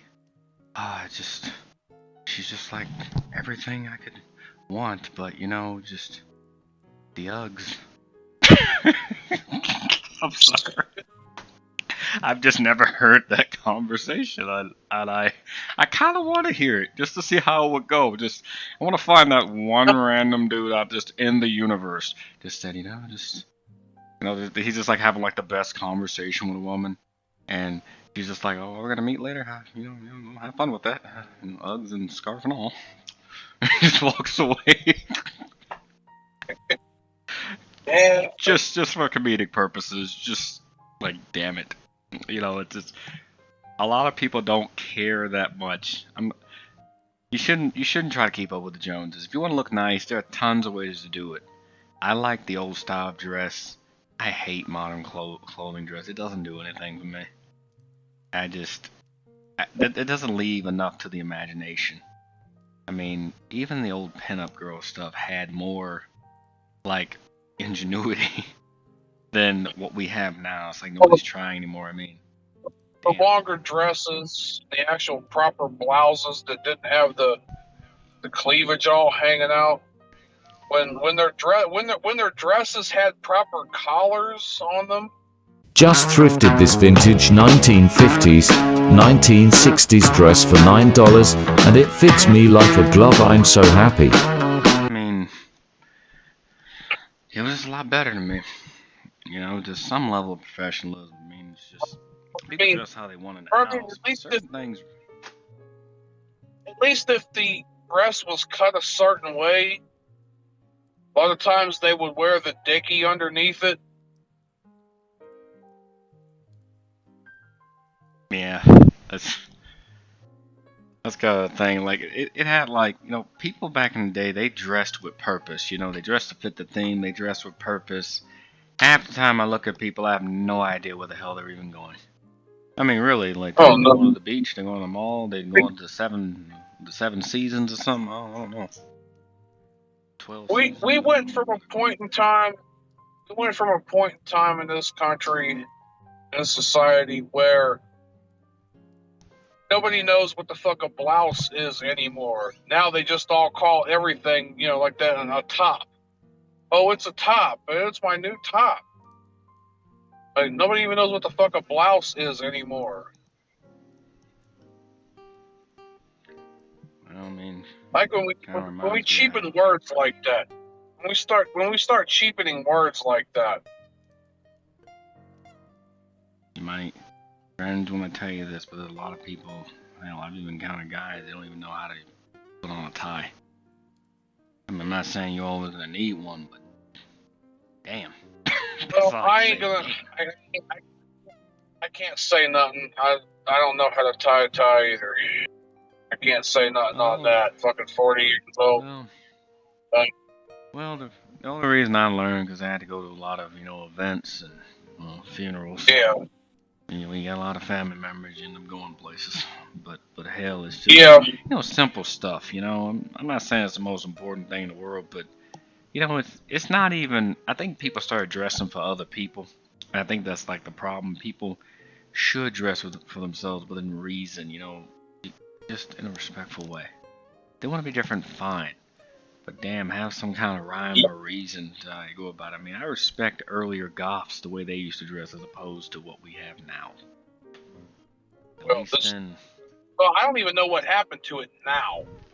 I don't even know what the fuck's going on or the style or whatever now. But it used to be the goths and everything, and then this emo shit took over, and now they kind of want to lump everything all back in together into goth again, and they were two totally different things. I mean, when I was going to school, it was goth. I never heard of fucking emo until 05, 06, some shit like that. That was my first girlfriend talking about emo this and emo that. What the fuck is emo? And she described it and everything, and I'm like, it kind of sounds to me like goth for pussies. Like, I mean, but I just didn't understand it. Like, seemed like to me, emo was like goth with sprinkles. I found out what it was later because I had to actually fucking ask a few people and do some research. So, goths look at the world and they think that the whole world is fucked up and that they just having to deal with it. Emos look at the world and see themselves as fucked up in the world. That's the fucking difference. Yeah, the goths weren't pussies about it. The goths were quick to point out how everything else around them was fucked. And they weren't really wrong. I don't know why I kind of picture you being a bartender, just walking up to someone and go, "Here's your goth light, sir." Goth light. But yeah, I mean, I get what you mean. We like it dark around here. Dark clothes, dark whiskey, black coffee. Don't be coming in here with that creamer and shit. So we stopped allowing white guys in here, but they outlawed segregation a long time ago. I don't know, fucking, it's just stupid shit. And my whole thing too with the goth thing was, I kind of liked the aesthetic somewhat, but damned if I'd ever be able to fucking wear that or pull that shit off. I'd feel so fucking stupid. Even fucking 20 years ago when I probably could have got away with it. I mean, now ain't nothing more pathetic than a 40-year-old trying that shit, but I wouldn't even dare trying it fucking 20 years ago. And I kind of liked the aesthetic a little bit. But no. I mean, I kind of do the Johnny Cash thing in a way. I wear a black shirt, try to wear black pants or black shorts or something like that if I can get away with it. But it's not emo or not this or not that. It's easier to throw all in one washer, one load and wash them all up. They don't stain as easily. And I don't know. I don't walk around in goofy shit. Like, I just plain t-shirt and fucking pants or shorts or whatever the fuck, but I don't give that much of a fuck anymore about that, because I'm thinking more of a efficiency kind of deal. I got more shit to worry about rather than what I'm gonna wear. I mean, if I'm gonna dress or whatever, that's one thing, and I gotta try to get some some decent fucking dress clothes too later, if I'm going to do that with purpose. But everyday thing, it's just like, I mean, first of all, the charm and all that's gone out of it anyway. And second of all, most of these people around here, they ain't even worth impressing know-how. I mean, you try to do that shit for some of these people, and they don't appreciate it. They don't care. And if they do, superficially, because they'd like to be seen with you, or it's somehow tangentially all fucking related back to them in the first place. So, like, it just these people, most people ain't fucking worth it no more. But you get what I mean to why I mention it. I mean, I remember a time where people genuinely did dress up for whatever date they were going on, or business interview, or whatever. It had nothing to do really with the place, event, or whatever. But now it's like this me crap. Like, look at me. Like, hey, it's just this glam wow crap. It's just they've cheapened it. That's the point I'm making. I mean, from when we all respected one another equally and reciprocally, we don't have that anymore. And I know part of it is you should be the change you want to see, but it's hard to respect people that walk around and can't even respect themselves, let alone respect somebody else. It's not that I'm gonna go out of my way to just flat disrespect somebody, but at the same time, they don't deserve that kind of deference from me. It seems like they just living their lives, their head up their own ass, their own way. Let them deal with that then. I've always held on to the notion. I've had to tell people this: just because I haven't earned their respect doesn't mean I've earned their disrespect. And by value of every tiny thing that I say, I mean triggering them or whatever, when it's not even directed at them anyway. I can't deal with people like that. I used to be very understanding, I mean, to the point where I try to listen to the concerns, but the older I get, to the folks listening to this, please don't take this personally, even though some of you might. I just don't care. I mean, my version of respect probably wildly different from our version of respect, probably wildly different from yours. Mine definitely different from modern day people. I mean, I feel like a damn caveman, like that cartoon Spear and Fang. That is how alien I feel to it, because I see so many things and words and all this other stuff that never played a role when I was growing up, because you were either hot or cold, never lukewarm. I'd rather deal with the hot and cold than damn lukewarm crap. I don't like disrespect, but I also don't like the fakeness either. People try too hard to be real, that just makes it worse. Just people just need to, they have they can have their opinion, they can have their belief, and I respect their right to do whatever. But I'm not gonna affirm somebody's bullshit. I won't do it. I mean, if I'm forced to do it, it's just gonna make me dislike you more, because that's giving somebody like power that no one should have, actually. Okay, so you don't like so and so, you're a-hole, move on. Godo, how did you decide to become a blacksmith? Family trade. Do you like it? I don't know. You don't know? Erica likes it because it's fun. I want to be a blacksmith too. Hey, watch that, alright? I've been gripping this thing since before I could even walk. I didn't choose this.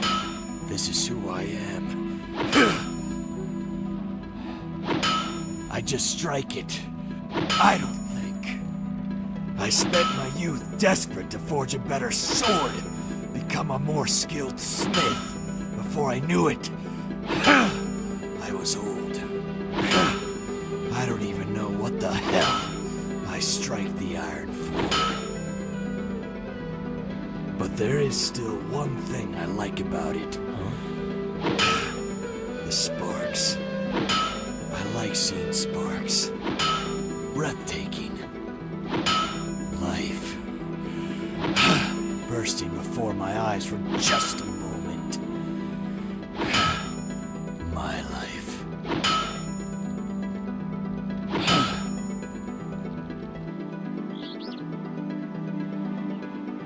Sparks. The light born in the clash when two swords meet. They serve me as well. Throughout my life, the moments and people that have defined me, they have all been illuminated by sparks.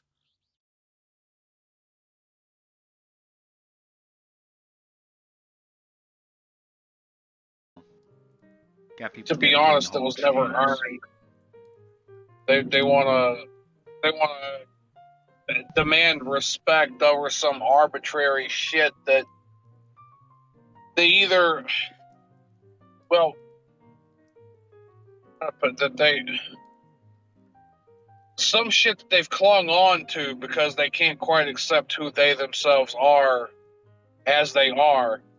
They're gonna make up some bullshit, cling to it, and then expect everybody to fucking respect that. It's like, well, you don't even respect yourself enough to accept yourself for who you are.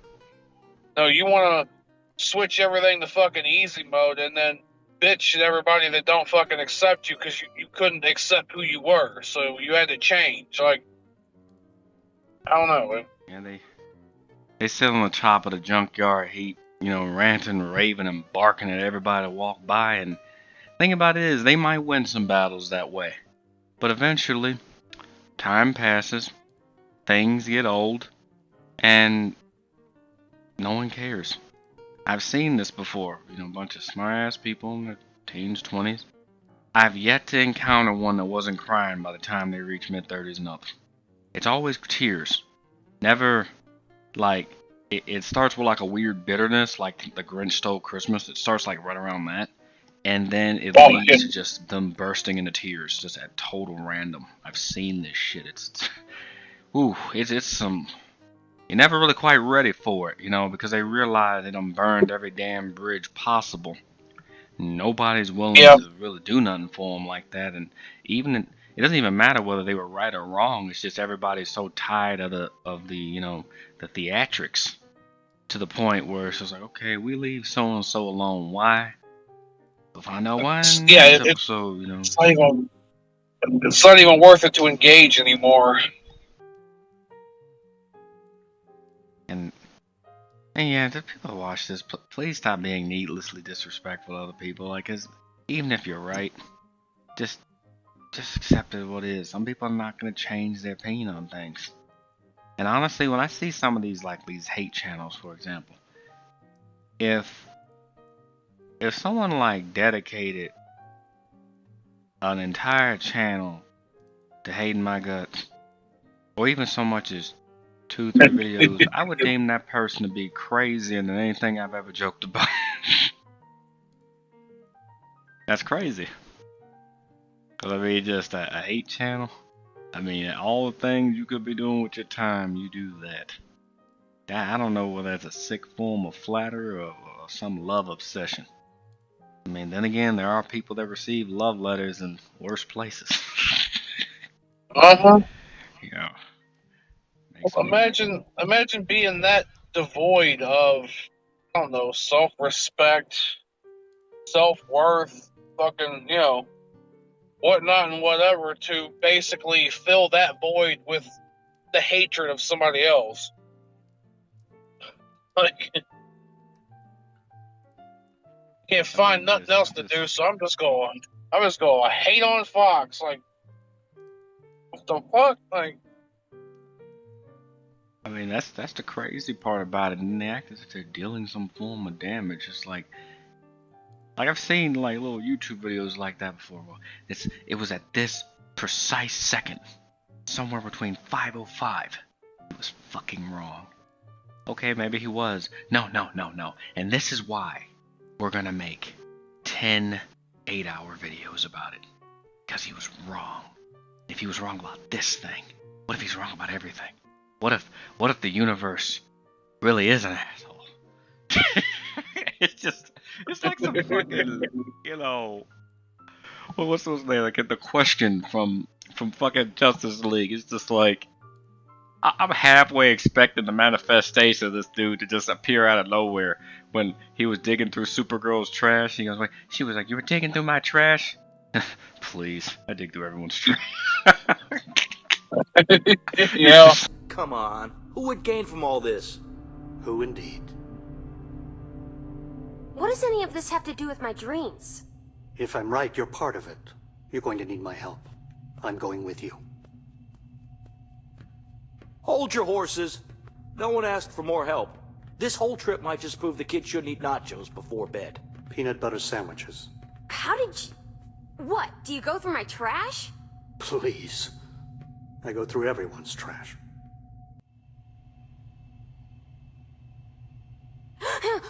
It's okay. You fell asleep. Excuse me if I bore you. Hey, lay off. It was just so normal for this dude to be on some weird conspiracy thing like every 5 minutes. Just, I mean, even on the times he was right, he's like, there's actually 32 flavors. Who in the hell would want to know this? I mean, I just laugh about it, but that's the world we live in. That's how people fight now. I mean, just younger me, if I had had such access, I would have, I don't know, maybe barked back or something. But it's getting old. Like things get old, and you got people going around the internet going, this 60, like they did this to Keanu Reeves, for example. He has a dad bod now. How old is that man? Like 60 damn near? No shit. Let the man swim in peace, or whatever the hell he was doing in that picture. People don't know how to leave other people the hell alone. And they don't stop until it's become so nuclear.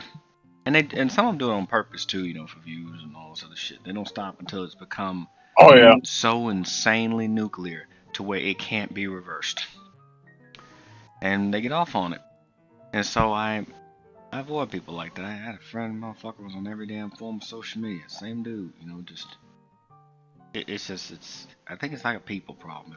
If people don't want to adhere to any kind of role, fine, make your own. But if it doesn't work, then that's on you. It's just, I would tell people about this, like, take accountability. It's,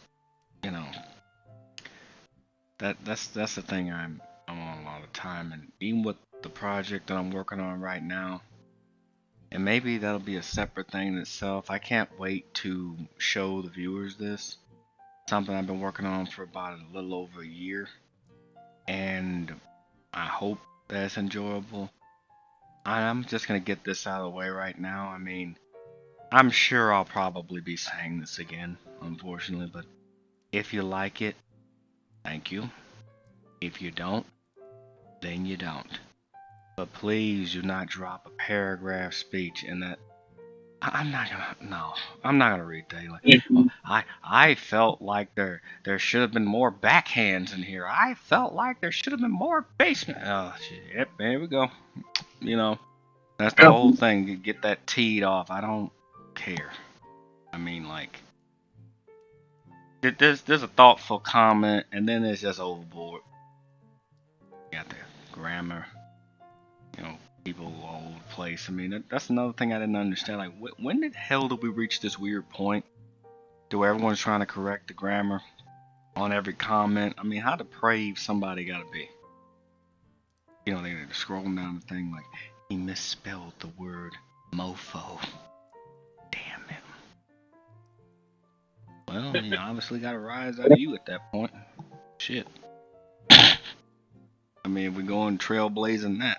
But yeah, I mean, I just remember a time where people used to value family. And my thing about it is, if you don't value family, hey, more power to you. Live your hedonistic or hermit, whatever you do. Just live it. Shit, do you. And that's, cause I'm gonna do me.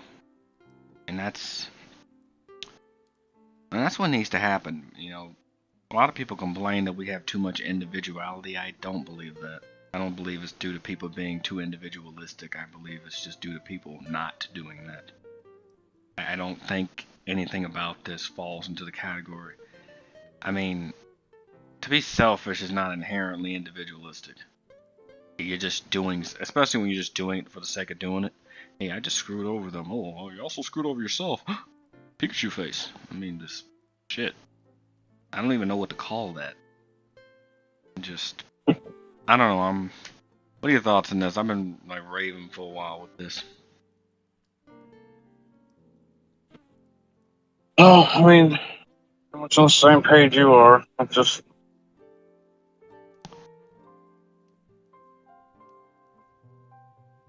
The whole thing is, people got to understand that doesn't everything revolve around them. The things can exist outside of their existence or outside of their approval. I mean, there's a certain group of people, well, if you don't like what we're doing here, then why don't you make your own stuff? So a lot of us like, okay, let's make our own then. And oh, you can't do that. Like, well, you told us to make our own. In fact, you were so adamant about us not being in the same room or in the same, I don't know, building, club, group, whatever as you over there. Like, okay, we'll make our own over here. Like, if you don't like it, don't watch it. You don't want to be a part of it, don't be a part of it. But I don't know, like some of these people just act like somebody fucking died and you know what I mean, like somebody shit in their damn breakfast. I mean, I met people like that. I give the elderly a pass. I mean, all respect the elderly and whatnot, and respect people's stuff. But the one thing that kind of, I'm sorry. Well, that's saying, who died and made you boss kind of thing. Like somebody died and endowed them with all these, I don't know, powers, opinions, whatever the hell that, must be followed.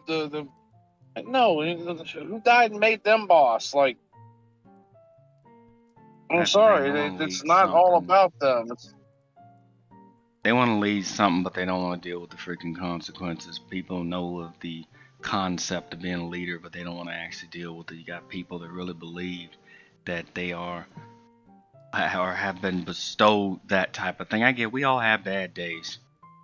Shouldn't be something that's really glorified. I mean, yeah, it sucks. Yeah, people. I've genuinely met people who virtually never had anything really bad happen to them, and they had just stuck on prick mode. For whatever reason, it's like they turned that dial all the way over and broke that sumbitch right the fuck off. And they just stay right there, all their life, like busting. They spent all their life looking for shit. Looking for a reason to be pissed. Looking for something to pop off on. I just can no longer be around that. I used to go to Ren Fair with some friends. They ruined that. I don't know why. Like everyone knows a guy like this. I don't know why. Dude gonna follow me around like Renaissance Fair. Oh, you gonna pay her back? You gonna pay her? Let me break this 100, dude. Are you gonna pay her back? What's between me and this person? I mean, I'm not trying to be mean, but if people keep this up, I'm gonna start having an age requirement for who I hang out with. It's getting that bad. Jeez. It's really getting that bad because, like, I mean, it might be 35 and up or something at this point. It's just, it shouldn't be like that. And people know what it is. Or maybe some people weren't taught that, but they definitely need to learn. If they don't, they're going to have a very, very difficult life. And despite what others may tell you, being an influencer has a very tiny window. That is the smallest window you could possibly hope to fit through. Like, man, this is just, I hate that term so much, to be honest with you. Just when I was growing up, we didn't have a term like that, and if we were to say, if 18-year-old me back then were to say something like that, either to a family member or someone trying to hire me, it just really seems like a fancy way of saying, I mean, people shit on the artists. Like, oh, that's a fancy way of saying you don't have anything going for you. Yeah, and calling yourself an influencer is kind of a fancy way of saying you ain't trying to have anything going for you. I mean, if we're gonna split the hair right down the middle, that's a very thin line. That's all I'm saying with that. I understand. Influencing what, though? I mean, we're an influencer. Influencing what? Like, what profound thing do you have, profound knowledge or profound way of life do you have that you must influence and you must like, you know. I sit and review lip gloss and look at the crotches of celebrities. Like, you know, what are you influencing?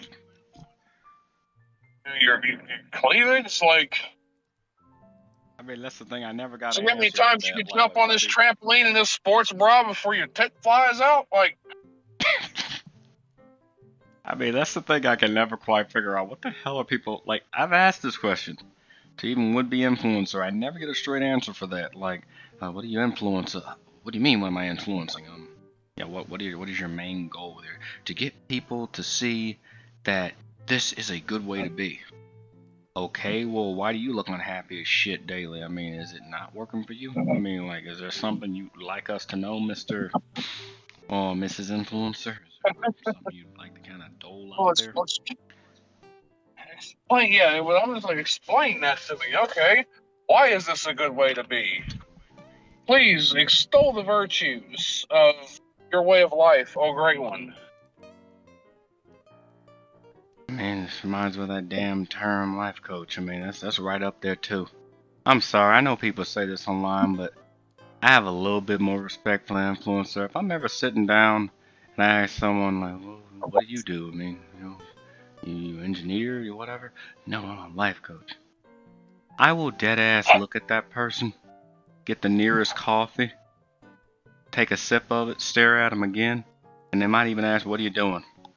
Well, right now I'm influencing this coffee to wake me up because I think I might have developed postmortem or maybe deafness, and I think I'm going to life coach my way out of this situation.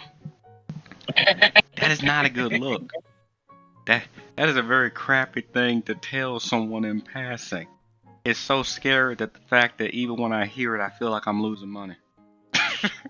You hear something so crazy, you go, I mean, I gotta go check my bank account.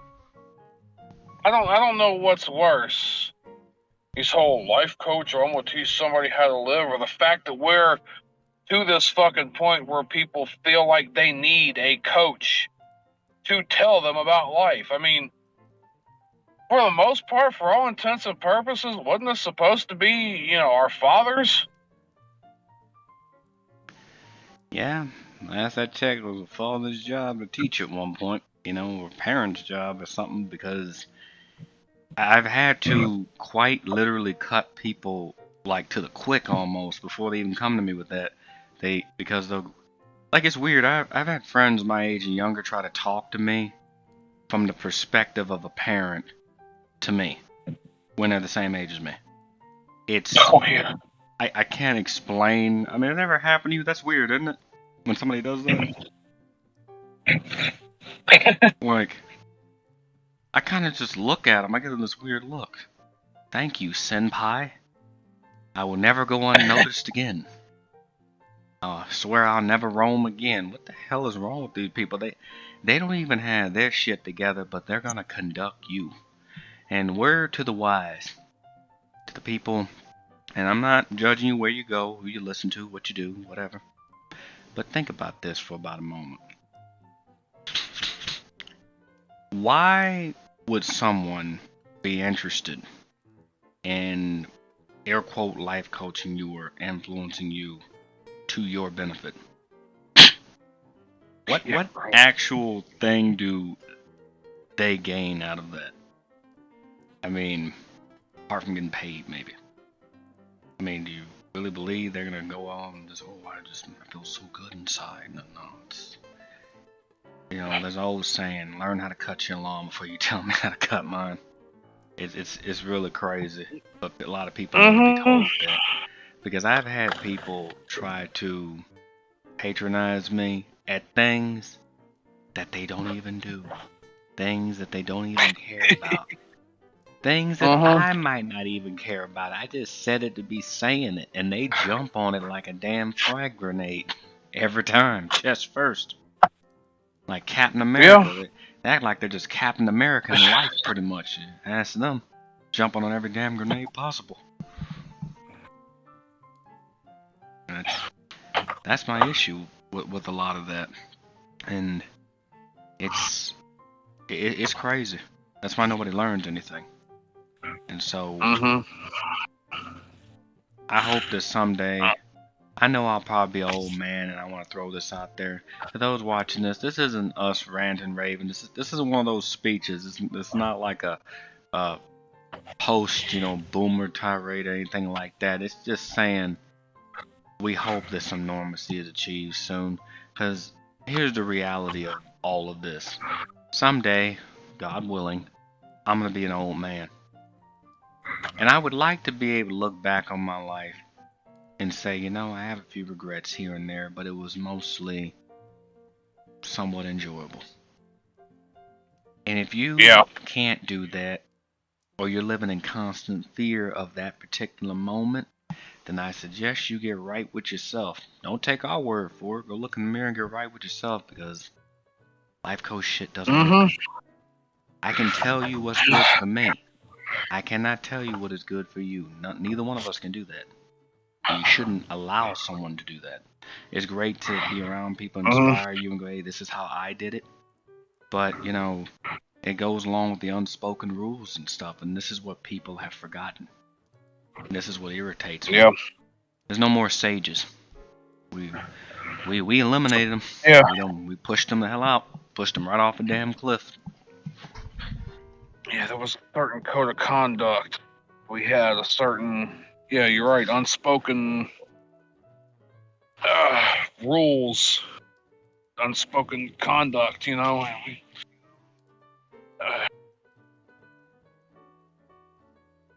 shit wasn't as complicated. Everybody just kind of knew. Well, we also had that, like I said, we also had that kind of reinforced and passed down from our fathers and shit too. And when somewhere or another we decided that fathers didn't matter in this society, that masculinity was somehow the bane of everybody's existence, we kind of lost touch with all that. I mean, we had. I never thought I'd. I mean, we had our mothers. We had the feminine to kind of help set the rules. We had the masculine to help enforce it. But yeah, we're at such a situation now where, I mean, like we were saying too, off and on here a time or two between the both of us, that that saying or that went, like, yeah, women kind of created the rules and the men kind of enforced them. But as that saying goes with Mike Tyson, everybody's got a plan till they get punched in the face. We don't have that lateral enforcement of the rules anymore. People just going off, doing their own thing, acting a fucking fool, and nobody really around to check them like that. So you still got a lot of these people, and a lot of these men too, want to enforce rules that really were, for all intents and purposes, for the women to be the ones to kind of make. And like I said, don't get me wrong, this was back when they actually earned it, because they had the respect. They actually earned the respect to be able to make the rules like that. But now there's nobody around to even enforce it, so people are going off the fucking rails. And I noticed two funny things about that. There are men who keep trying to force those particular rules onto men, and might work in the West, but when they travel to other places, they get giga checked. Like Giga Bowser, giga checked. Oh, yeah. Super Smash Brothers style. To where, and I've heard horror stories about that. He came over there and they told us that we were not going to do this. We looked at him, smiled, and now he is going home. We tried to avoid the ambulance as the fight ensued, but accidents happen. I mean, they do it with here, but they know they're not going to do it. That's a whole nother ball game depending on where you go. So they're trying to play enforcer in the wrong way. And like one did not earn the respect for it, and the other one's trying to play enforcer in the wrong way. It just seems kind of crisscross. And that's, I hate to say it, but that's how a lot of people ended up hurt. You can't create a rule that you do not respect nor follow. It's the same as this. If you know that somebody grew up eating beans and rice, you don't have to eat beans and rice. That's what he eats. And to expect him to magically change this for you, it's not gonna happen like that. And if it does, it's gonna be resentment out the ass every time. That's with anybody. Yeah, You cannot change people. but to expect somebody to expect your life to turn out the same way that somebody else does when they eat beans and rice. You know, for example, like, oh well, you know, I eat beans and rice. I say, you know, I save my money not eating other shit. Well, they can't come along then and go, well, I don't like beans and rice. Okay, you don't have to eat beans and rice, but you got all this extra money. Yeah, because I eat cheap. Well, but I don't want to eat cheap. Well, I guess maybe you ain't got nothing to bitch about then, do you? Like, either eat beans and rice or find something else or shut up. Like, don't sit there and cry foul because I'm living a certain way, but you don't want to live that way. Like, if you don't want to live that way, that's fine. If you want to find alternatives, that's fine. But yeah, don't fucking sit there and piss and bitch and whine if somebody's got or living or has it a certain way that you don't, but you're not willing to actually do those things that dude has done in order to have that. It's kind of like this, like, and I laugh about this a lot. It's like, I would say this to anyone with this type of mentality. I want to date a millionaire. Okay, are you a millionaire? No? You working on being a millionaire? No? Okay, then we've figured out that you're not getting that. What is it that you can offer a millionaire that can't nobody else offer? They themselves can't buy or obtain themselves. Like, you know, like you gotta. I mean, something. You gotta have something. Gotta. I mean, hell, I don't know. I mean, hell, I had a friend pull that crap from me when I was younger. She tried to turn it around and go, and to the folks out of the audience, don't be mad at me for saying this. This was funny to me at the time, probably funny now. She goes, well, what about you? What? You're not a supermodel. I was like, okay, well, let me eat a little bit more. Never claim to be, but you know, if we're gauging on who's closer to a bulimic supermodel or something, okay, let me eat a little more, let my tits get bigger, and then we'll have an argument finally. You know, you're gonna be in it to win it. I mean, just hell. I mean,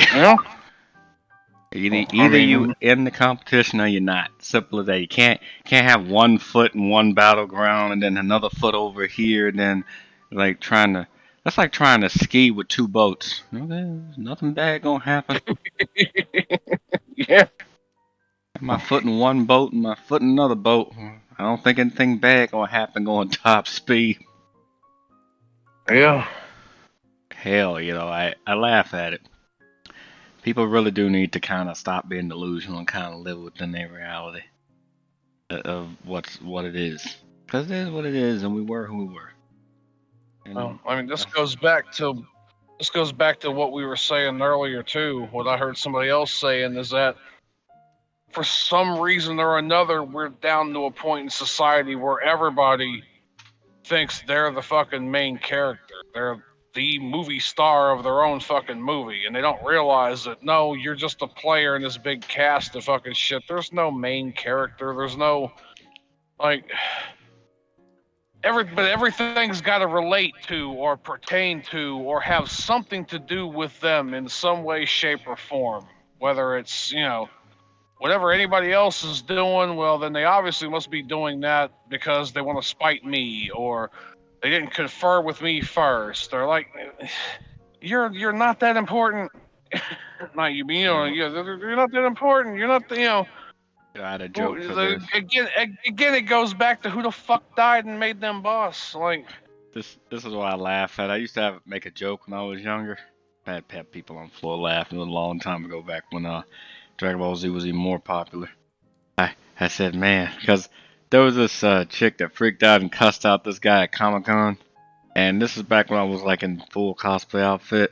People started busting out laughing because I said, damn. Everybody thinks they're Goku until they find out they're actually Krillin. Yep. Yep. They found out they're the side character. Yep. And they not quite too happy with it. Just yeah. Unlike everybody, I've accepted I've accepted the Gohan life. I've accepted, Gohan on a good day, Yamcha on a bad day. I've accepted this. I'm not trying to toss the spirit bomb. The spirit bomb. I'm not trying to got our hands together. No, I'm good. I'm perfectly willing to let Goku and Vegeta handle that. Well, this is the thing, for every bit of praise or whatever that he gets for the good shit he did, then there's all the bullshit he had to deal with for missing the spirit bomb too. So, like, if you ain't willing, what was it? If I'm trying to think of that stupid Marilyn Monroe quote and kind of how to relate to, like, if you don't accept me and my spirit bomb, you don't deserve me. Fucking when I defeated the Red Ribbon Army or some shit. Like, I mean, you know what I'm trying to get at there, yeah. Yeah, it's just the crazy, the damnedest thing. People are unwilling to accept it, accept the fact that there are different forms of masculinity. Like, I believe that Vegeta and Goku perfectly represent this. Vegeta is more of the, I'm gonna yell at you, but I'm actually trying to help you kind of guy, drill sergeant. Yeah. My many members of my dad's side of the family, they were military, so I knew they meant well. I mean, the kind of stuff, because I gotta say this to anybody watching, people who get up in my face, that doesn't intimidate me, it makes me laugh at you. My dad's a fucking drill sergeant. You don't think I didn't get that early in life? Because if you were gonna do something you'd have done a long time ago, I mean, if anything, I just kind of I just nod and I don't know if I've adopted this weird kind of foreign mentality. Oh yes, yes. And what you gonna do? Nothing at all. I'm going to continue doing what I am doing. Oh, you're standing in my way. Are we fighting, hugging, or what? What is this? Romantic? I mean, they get all mad at me. It's a rom-com. I mean, I just don't care. But yeah, it's weird. I mean, my dad mellowed out. We had that Vegeta thing. We had like a Vegeta Trunks thing going on. And, he kind of mellowed out. He realized I wasn't He realized that I wasn't like a Trunks. I was more of a damn Gohan. He finally kind of eased up a bit. Because he had high expectations. He wanted me to do certain things, but I didn't want those things. And having a stranger tell me that I should want those things is even weirder. Yeah. So I don't think people understand that. A lot of people need to stop that walking on people's face thing. You're not going to get a warm approach to that. I mean, I just kind of. It's not even like an element of fear. I feel it's a weirdness. I feel like, why are they doing this? It's like you barely tap. I'm like, oh my god, I don't understand that. But it's just. Yeah. It's like that's something that a scared person typically does, in my opinion. I've never had to get up in anybody's face. I can't remember the last time I've ever done that. I mean, I state my case. They walk up to me, and I just stand there. I'm like, okay. I now know that they could never handle the shit that's been said to me. I mean, because I've been cussed out before. I mean, they really chime into you if you got military relatives and stuff. They really kind of reaming you with the shit. But it's just going back to different types of masculinities. There's different types, and anime, in my opinion, perfectly shows different types of femininity. Okay, you want to be the girl boss, whatever, cool. I wasn't hating on the existence of that. It's the fact that I don't want to see that being replicated in every instance, which is why I don't watch most movies nowadays. Why? What's the point? Yeah. I know but how it's you gonna also end. You also have to understand, or they have to understand, that there are, with every archetype, with every personality type, with every this, that, and whatever, there are certain things that are afforded to you then, and there are certain things that you don't get then. And yeah, you can be the girl boss and this and that and whatever, but you have to understand that for a lot of people, it turns a lot of people off. So, a lot of this, soft girly girl deference that gets given to you, and the willingness of a lot of people to then step up and take care of you and, you know, kind of be the protector and provider, you kind of don't get by virtue of, well, now I've done basically, you know, stated this is the way I want it and this is the way it is. Well, I mean, okay, that's the way you want it. Well, now you don't get to claim, you know, cry foul later on when you want to all of a sudden change your mind. Like, there's a certain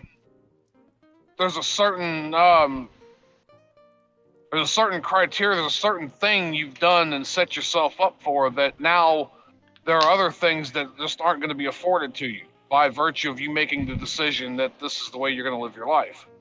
Well, sorry. I mean, you know.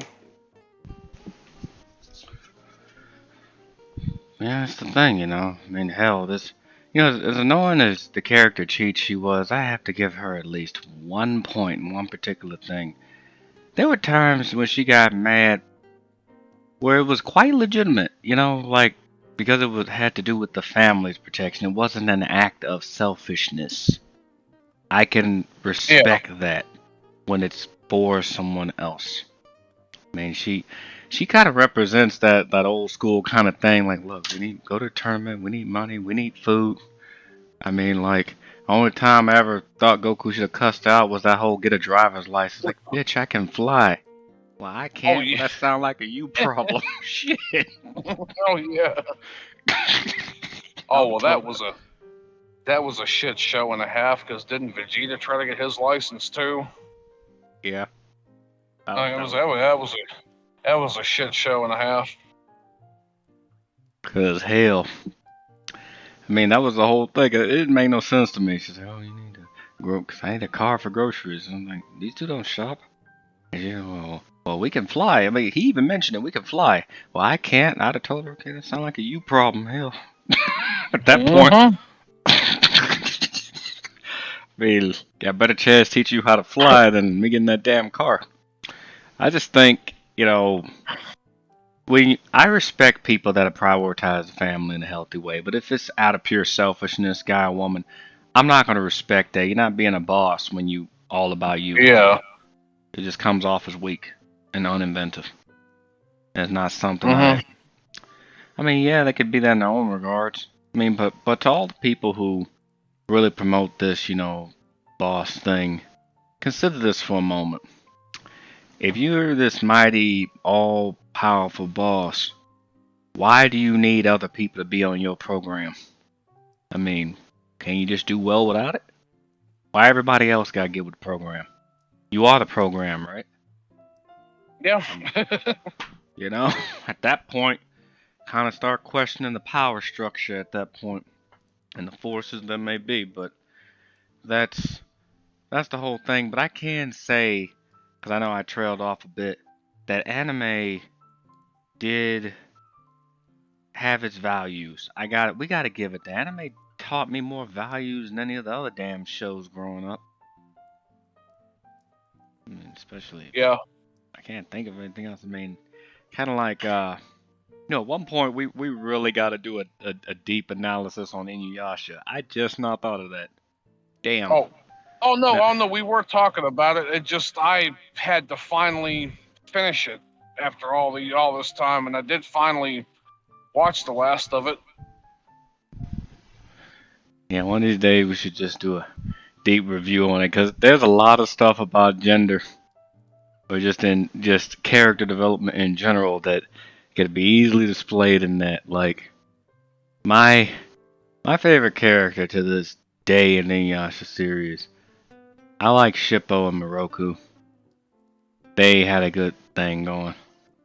It's just, it had a good plot, and hopefully with the new one, it'll keep the ball rolling. But yeah, maybe we can do one of these days. You could do an anime review or something. I just not thought of that. Damn. Yeah. That's a hell of an idea. But yeah, I guess this video is nearing almost on the 2-hour, 20-minute mark, so I guess we can call it. I think we kind of knocked it out. You know, onward from the 1900s all the way up into now, things have changed. I'm not romanticizing the past. I just wish we had kept nicer elements of it. Believe it or not, there used to be a time where men and women actually used to like each other. You had men working, women taking care of the finances, make sure everybody fed, and everyone. It wasn't a tit for tat thing. It was just people gave a shit. That was it. And now it's just, what can I get out of it, kind of thing. And it's sad. But until something changes, everybody's just gonna be doing their own thing, and maybe it'll be for the best. But I know if anything does change, I'll be an old man. And by then, it won't even matter. I'll be in a damn rocking chair and like little kids will go, Uncle Kazi, Grandpa Kazi, what was it like when you were growing up? Well, there was a bunch of dudes running out there trying to act like hard asses. We had a lot of popcorn funerals. Thankfully, I'm not with them. But I was there to, eat my popcorn as they were lowering that damn motherfucker into the ground. And as for the women, does your aunt still hate me? Yeah, she says you're an ass. Well, at least I'm still, hopefully, outlived that one too. Yeah. That's the goal. As is tradition. Be the last man standing. Feel like walking through a graveyard with two middle fingers up in the air. Yep, I'm ready. Yeah. Outlived all my enemies. We gotta find a nice spot to lay in, Fart on somebody's stuff on my way out. But yeah. That's all I can really think to have at it, but for what it's worth, man, I appreciate you being here. I appreciate you. To everyone that's watched this video and made it to this long. Shit, no problem, man. Thanks, yeah, man. no problem, man. I really appreciate that. I mean, life works in mysterious ways. I mean, I met good friends like Mike here later in life. It was only after my life took like a really dark turn that I met real friends and got rid of the fake ones. And my thing is, even with all the bad stuff that you've heard us both rant and rave about, and we're not really angry, we're just kind of indifferent to it. We're tired, if anything, if you got to give it a label. But we've hit a point of disillusionment. I mean, we're even beyond disillusionment. So, well, there's really not a whole hell of a lot we can do or say about any of this. So, I mean, we might as well just forge our own way and, create our own path, create our own rules. I mean, not in a, misanthropic kind of, just screw the world and we're out to cause as much mischief and bullshit as possible, but just, hey, all right, let people do what they're going to do. Because, I mean, some people are so dead set in their own beliefs and in their own ways. And, like, with some of these people, and I don't know, I really don't want to say like I fantasize about getting into an argument with these people, but like I also know that at the end of the day, like it's gonna be hard to deal with people like this.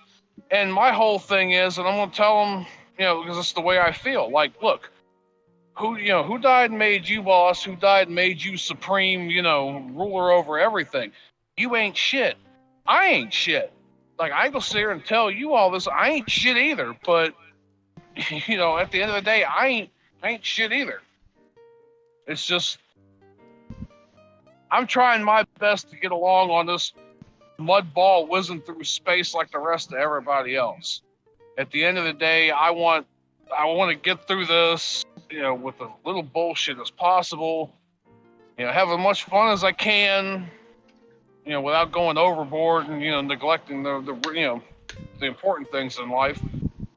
I mean, if I piss a few people off along the way, so be it. Like, that's not really that I necessarily mean to, but you're not going to please everybody. I mean, I think you go through life, and that's one of the big, one of the big problems with a lot of these people too, is they want no conflict. They want no this and that, so they want to just go through life, not having to deal with any kind of, adversity. But yeah, they a lot of people want this just sanitized, safe, whatever. In the moment anything questions their sensibilities, questions their worldview, hell, even puts a mirror up to themselves and go, maybe, just maybe, the way you see things isn't 100% correct.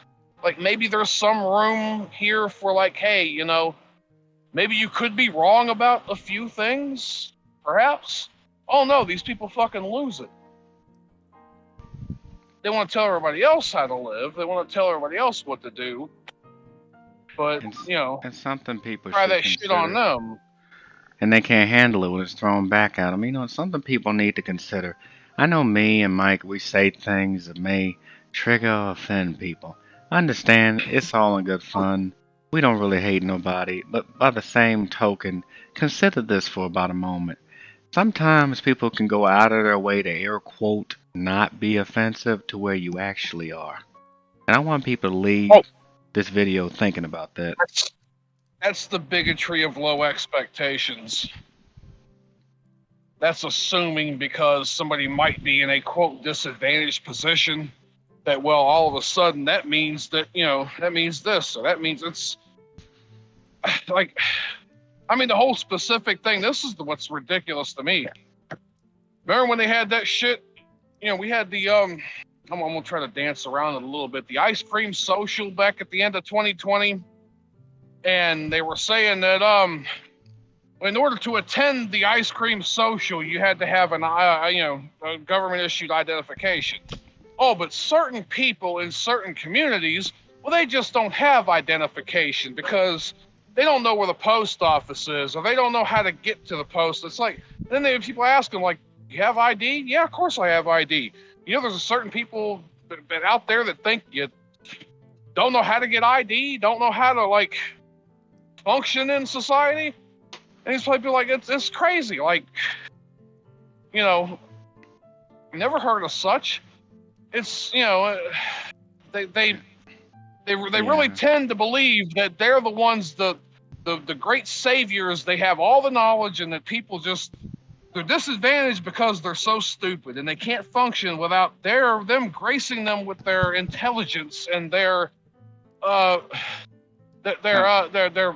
charity, you know what I mean? Like, yeah, it kind of reminds me of the Rick and Morty episode where they had the dinosaurs visit Earth. Like, oh shit, they're wearing clothes now. I mean, have a stable, somewhat stable society now. Damn. I mean, the dinosaurs were so obnoxious with their own shit that they failed to realize they're the reason these planets were ending in the first place, because, you know, that comment and stuff. So, in the process of air quote doing good, because they didn't actually analyze what they were dealing with or even make a real attempt to understand, they created problems as they left. You can't be this universal savior. You can't save everyone. You can help people, but you can't save someone. But if you're able to truly save at least one person, that's a good start. You might only achieve, in my opinion, I think a person can only achieve to save maybe one or two people throughout their entire life, maybe. Yeah, it's very rare to just say you genuinely save somebody. You can't save somebody from themselves, but it's a rare thing. And I want people to think about this going forward, because I'm working on something that I think is gonna, you know, be able to, you know, spear tip that rock and maybe make a breakthrough. And I hope everyone's able to enjoy it. Me and Mike are both working on something pretty cool. I don't want to spoil what it is, though, unless, you know. It's still gonna be a little bit, though. That's the thing. Yeah, it's gonna be a while. It's gonna be a long while, but someday we're not putting like a direct deadline on this, but just be on the lookout for something interesting in the far future. Yeah. And that's really all there is to it. And yeah, I know we went on for almost 2 hours and 30 minutes again, but fuck it. We got a lot done today. I feel good about this.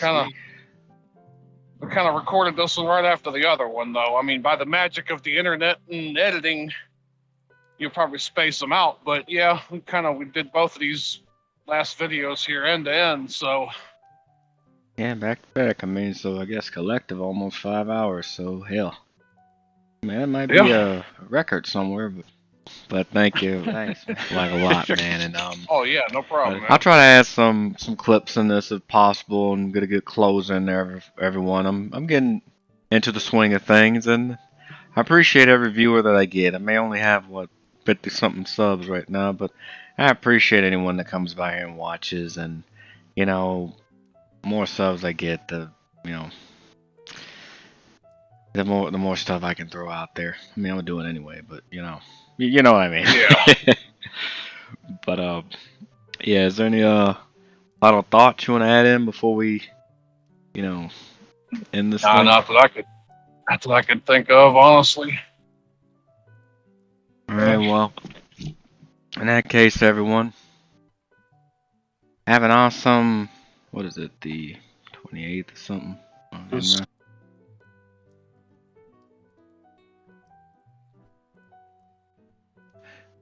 It's the 29th where I'm sitting, but you're a couple hours behind me, so it's still like the 28th for you. But yeah, it's like 2 in the morning on Wednesday for me.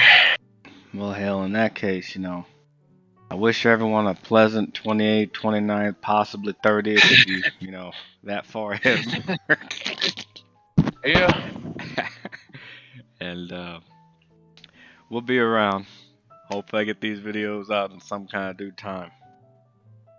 But yeah, everyone, have a good one, and peace. Peace.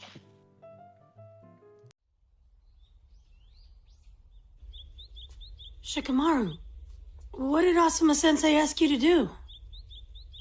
Their child will be my student. Huh? I'm being serious. He entrusted me with that.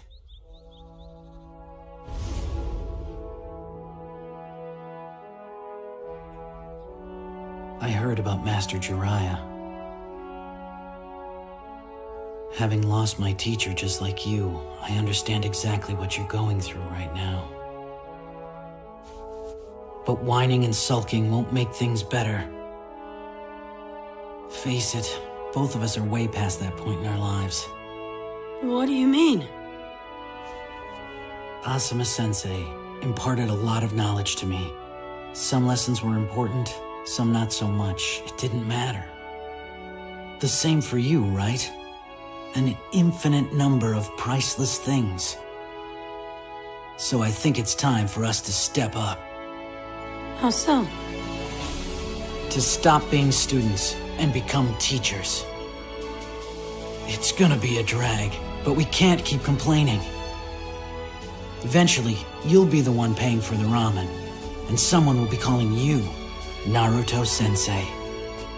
After all, we can't stay brats forever.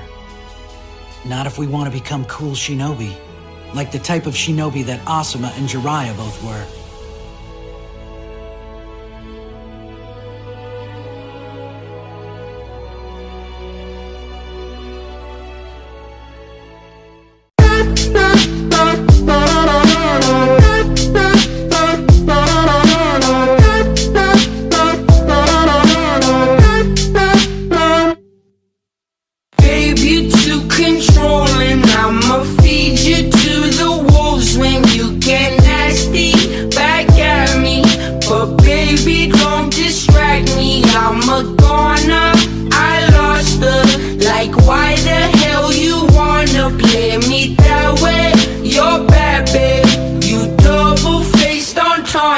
Life goes on and on and on and on and on and on and on and on. On and on and on and on and on and on and on and on. On and on and on and on and on and on and on and on.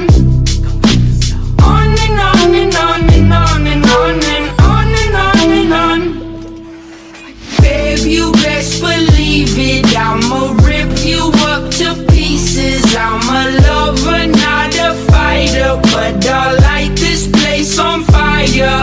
I want it, I'm on it, but baby, at least I'm honest. I get tired of explaining as these seasons keep on changing. Life goes on and on and on and on and on and on.